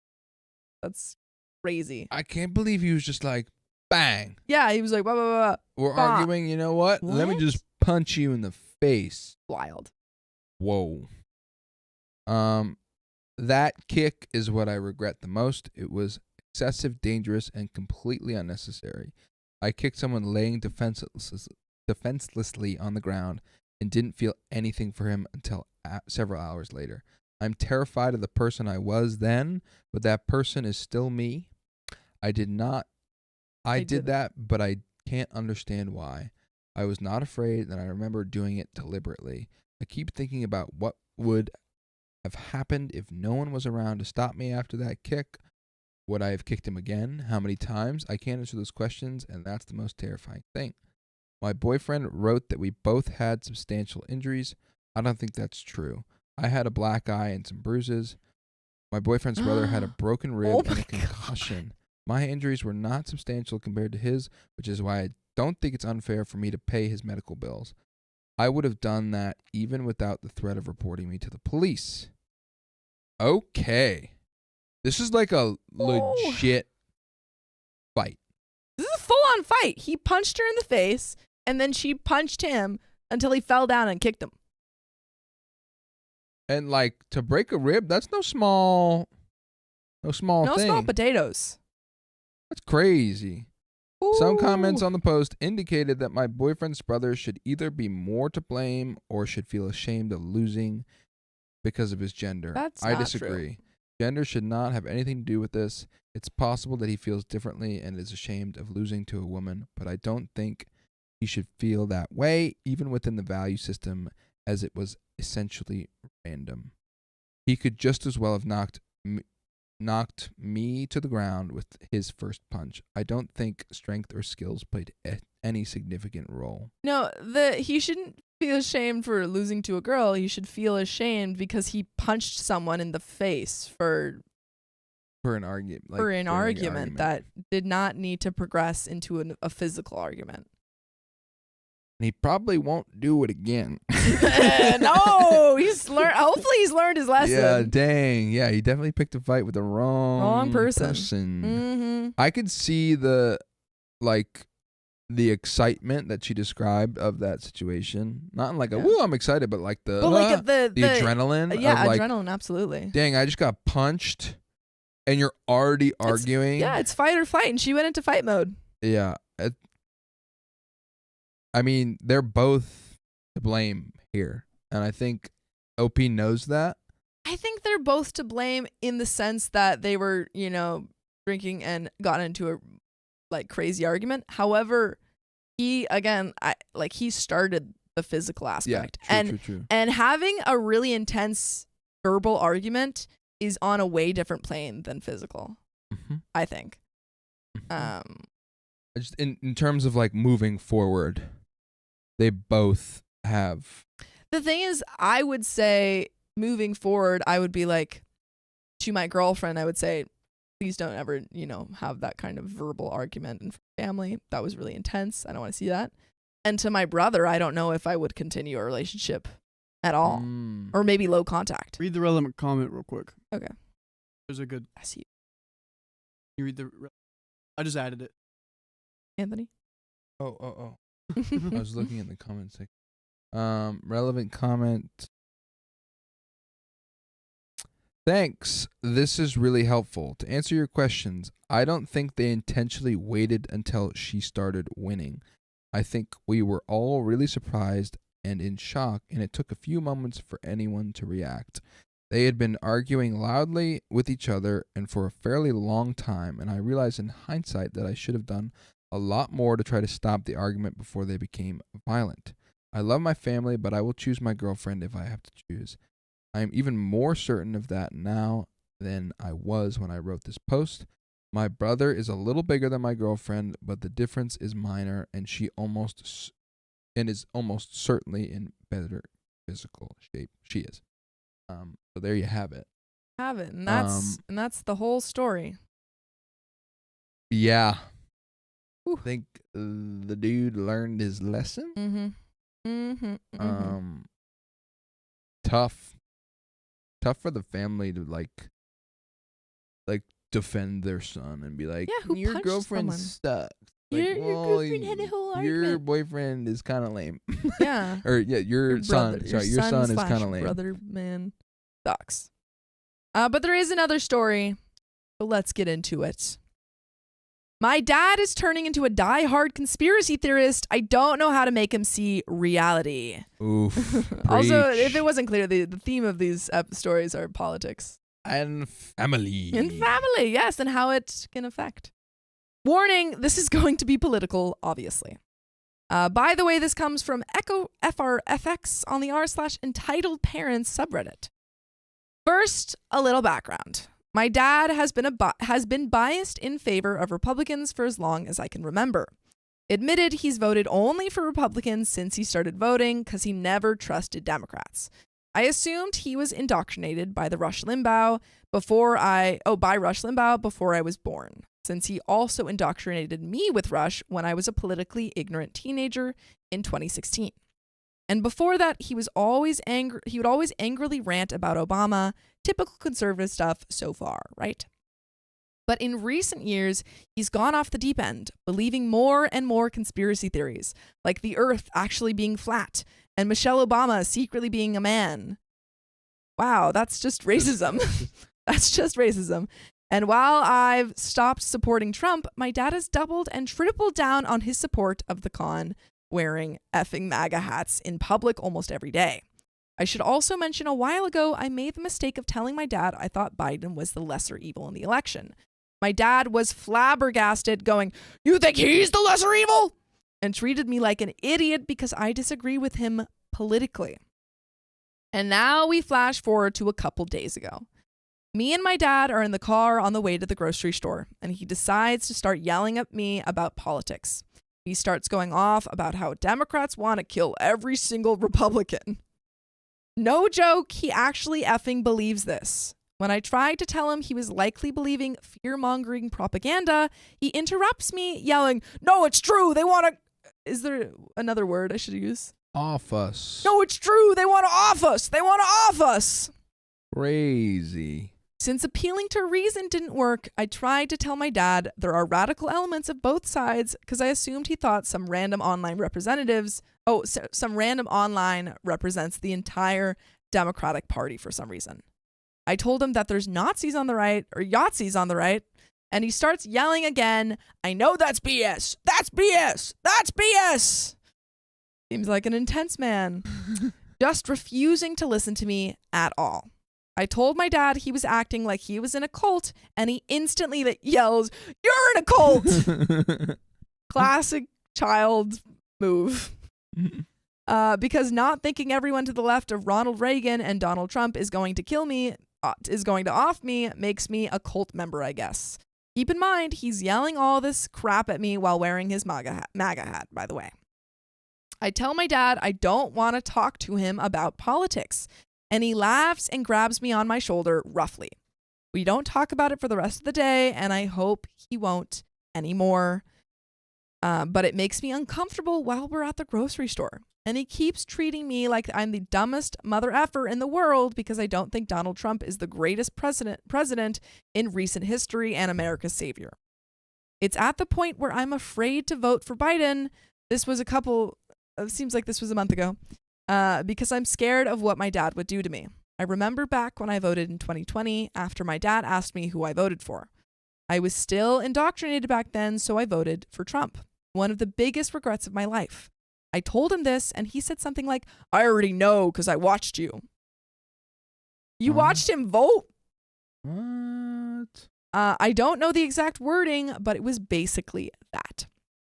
I confronted him about it years later, and he says he didn't, but I still remember what he said before. He shouldn't be allowed to do that, but I feel like he will anyway in 2024. I'm worried what he'll do if Trump loses again. I'll probably be forced to vote third party in the general election because of my fear of him. That is not... How is he seeing you vote? I don't know. Maybe it's a mail-in ballot, or... Maybe it's a mail-in ballot? It could be a mail-in ballot, in which case he would be able to look at the voting, but this is... Like over his shoulder? Yeah. It's really ridiculous that this person seems to be afraid of their right to vote for whoever they want because of what their father will do. Even though I'm an adult, I still live with him, and it isn't worth incurring his wrath just to vote for the lesser of two evils, unfortunately. Sorry if this came off unorganized. I don't normally write stuff like this on Reddit, but this has kept bothering me since it happened, and I wanted to talk about it since I couldn't find anyone else online who had to deal with this specific level of deranged politics from their dad. There's more I could talk about, but I don't want this to be too long. I just feel trapped here with my MAGA dad, and it's giving me this sense of unease. And it hurts to know how far gone he is, because up until now, I still had a little hope he could get out of this. But now it's obvious he won't. And leaving in the near future is unlikely. I'm a high school dropout who can't drive. I won't get into that, though, because it's personal. But just know there aren't many opportunities for me to leave, at least in the near future, so I don't really know what to do. I want this election to finally be over, but I'm also scared of what comes next. I just wish I could live in boring safe times instead of now. And there are 2 relevant comments to finish this story off. Knickers says, time to start recording him. Maybe with that, you can force a stay somewhere to be checked over for mental health issues. Plus, by gripping your shoulders, he's becoming abusive. I think you should put him away with a little bit of evidence. And OP responds, he didn't do it hard enough to hurt or anything. He hasn't done anything to me beyond being loud, obnoxious, and intimidating with his political beliefs. Doesn't make it good, of course, and it might be a sign of mental decline, possibly because of age. Plus, if I did get him checked out, he'd probably hate me for life and disown me. Yeah. Oh, You're in a little really bit of tough. a bind here. Yeah, because OP is living with his the his hand dad. that feeds you, you can't necessarily bite. I would say maybe like leave the room if you can, if this happens again, or leave the situation because you can't necessarily, move out at this point. But I think just removing yourself whenever he starts going on these rampages and tangents. Yeah, sort of set some sort of boundary. Yeah, because this is he shouldn't be attacking you for and this aggressively. Yeah, and sadly, What? Josephine Moldola Berquist, when? I'll tell you. Okay. Look at Like the pants. Oh, knickers. Yeah. Okay, it's not. Well, it's not. I know. Okay. I know. To be clear. The thing that's sad is, no matter if you're on the left or the right, if you're like not open-minded, there's no way you can have a conversation. So leaving the room sounds like the best move. You should be like, hey, Dad, you can believe whatever you want to believe, but I don't want to talk about it. Mm-hmm. Plus, there's other better things in life to be worried about than that, I believe. Boy, oh boy. There's Boy, oh one boy. more story. There's one more, but we have some donations. Who knows? Lunar Ashes, thank you for the $5 tip. Listening to you guys while working on D&D sticker art. Let's keep the stream going. Ow, ow. Mystical Kitty, thank you for the $3.71. Anthony. Anthony sounds like Jamie Oliver. Also love the videos. Woo! And Millennial Angst, thank you for the $5 tip. Regardless of your political beliefs, I'm so grateful for the OK Storytime family. Yay! Swag, yeah. Just put what it actually says in bold. But let's get into this next story. I refuse to go to my husband's family Christmas party. Now I think my marriage is over. My husband and I have been together for about 7 years now and married for 3 of them. We have our ups and downs, but we are able to work through our issues together. But this one doesn't feel the same. By the way, this comes from Odd Journalist on the r/OK Storytime subreddit. It all started when I told my husband that I wasn't joining his family for their Christmas celebration this year. For some context, his mother and I have never really gotten along. We'll be cordial one day, and then the next, he'll completely ignore me, pretend that I'm not there, and just be really passive-aggressive. I've also noticed strange behavior with his father and a few of his other siblings. I always felt their behavior toward me was because I'm Mexican and therefore not worthy of my husband. This theory solidified when mother-in-law was obnoxiously rude towards my grandmother at my wedding, but that's a whole other story. I've told my husband in the past how uncomfortable they've made me feel and how I've hated going over there for that reason. At first, he would brush it off and say it was a misunderstanding or that he didn't notice, so therefore it probably wasn't anything. That is not the attitude to have when your partner comes to you and says, hey, your family's making me uncomfortable. No. Especially if you're white and your partner is a person of color. You should be listening to them when they come to you with their concerns. And you should be standing up for them, to your family. But in the last few years, he's begun to see what I see and understand where I've been coming from, which sucks because he should have been supported from the beginning, but whatever. He's talked to his mother once about her behavior and she's brushed it off and was able to convince him that she didn't even notice she was doing it. So I kept going to their celebrations and events, even though I felt so uncomfortable because I know how much it meant to him. And to be fair, my relationship with his siblings has gotten a lot better, but nothing much has changed with his mother. Fast forward to last night, I told him that I'm done playing nice and I refuse to put myself in a situation where I felt unsafe and miserable. He said that's fine and nothing else. I don't know what I expected, but I guess I just wanted more validation from him or more reassurance that I was doing the right thing. So I pushed him into telling me more of what's on his mind. He just said that he was anxious about going now because he would have to figure out what to say to his family when they inevitably asked him why I wasn't there. They should have had that conversation where, like, he should have been talking to his family from the beginning and saying, this is why my wife does not feel comfortable coming here and you guys need to change your attitude. Yep. And change, your tone. Stand up for your woman. Come on. I don't really remember where the conversation went from there because it all happened at 2 a.m, but he eventually said that he'd have to tell them the truth whether he liked to or not. Yeah. You absolutely do need to tell them the truth because you should be more concerned about your wife's feelings and how she's being treated than than hurting your family's feelings. This broke me. It just proved that he'd rather I suck it up and take the abuse than have to support me and my drama, quote. And yes, he did call this whole situation drama a few times. I don't like him. I started to spiral and question everything. Did he even care how I felt? Does he even love me? I eventually told him that I feel no support or reassurance from him and that his line of thinking was so selfish. What does it matter what his siblings or his parents say when they've treated me so poorly? Why would he want a relationship with his mother when he's seen with his own eyes how she treats me? All his thoughts are about how this will affect his relationships and how he is going to go through the weekend. Like, what about me? I've literally been putting myself through hell to make him comfortable and he doesn't give a crap.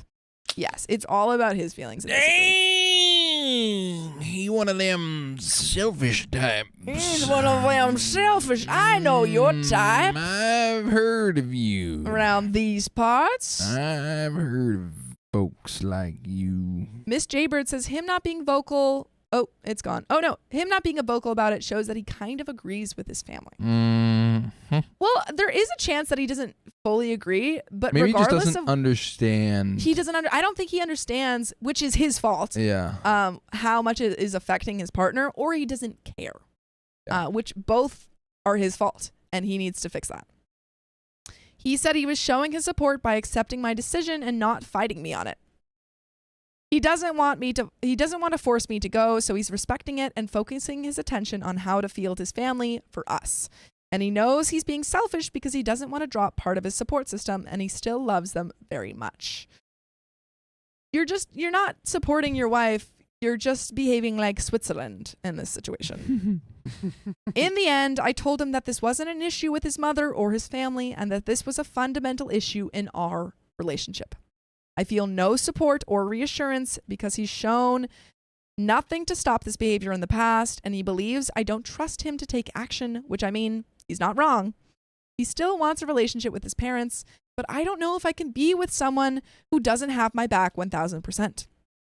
When we finally went to bed around 4:30 in the morning, he refused to touch me, and this morning he avoided me until he had to head out for work.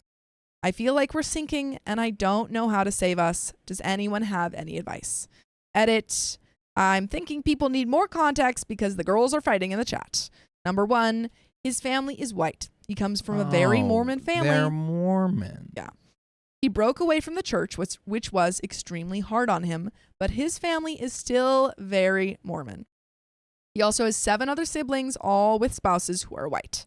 2, they have never outright called me a slur, but have argued the politics of the southern border, calling the families and people coming over criminals and thugs in front of me, knowing damn well where I came from. They are true Trump supporters as well. Mother-in-law has always treated me less than compared to the other daughter-in-laws and ignored me when I talk. Example, my husband and her were having a conversation while I sat there, and my husband turns to me to ask a question and includes me in on the conversation. I was answering, making sure to look at both of them, making sure everyone was included, and mid-answer, she turns to start a conversation with someone else. So rude. Whoa. Like, that type of behavior is actually crazy. this isn't even about the politics. This is her crazy. being just really rude and disrespectful to his partner. Why would you let that slide? Crap like this has been going on for years, and it might seem small, but I'm tired of it. And I really can't go through each example of weird remarks his family has made in the last 7 years. 3, the no contact ultimatum. Looking through the comments, and thank you everyone who has commented. I really appreciate your perspectives. I can see why you think me selfish and harsh. I can say that I said this more in the heat of the moment, grabbing for anything for him to show how he can support in a way that I'll feel validated.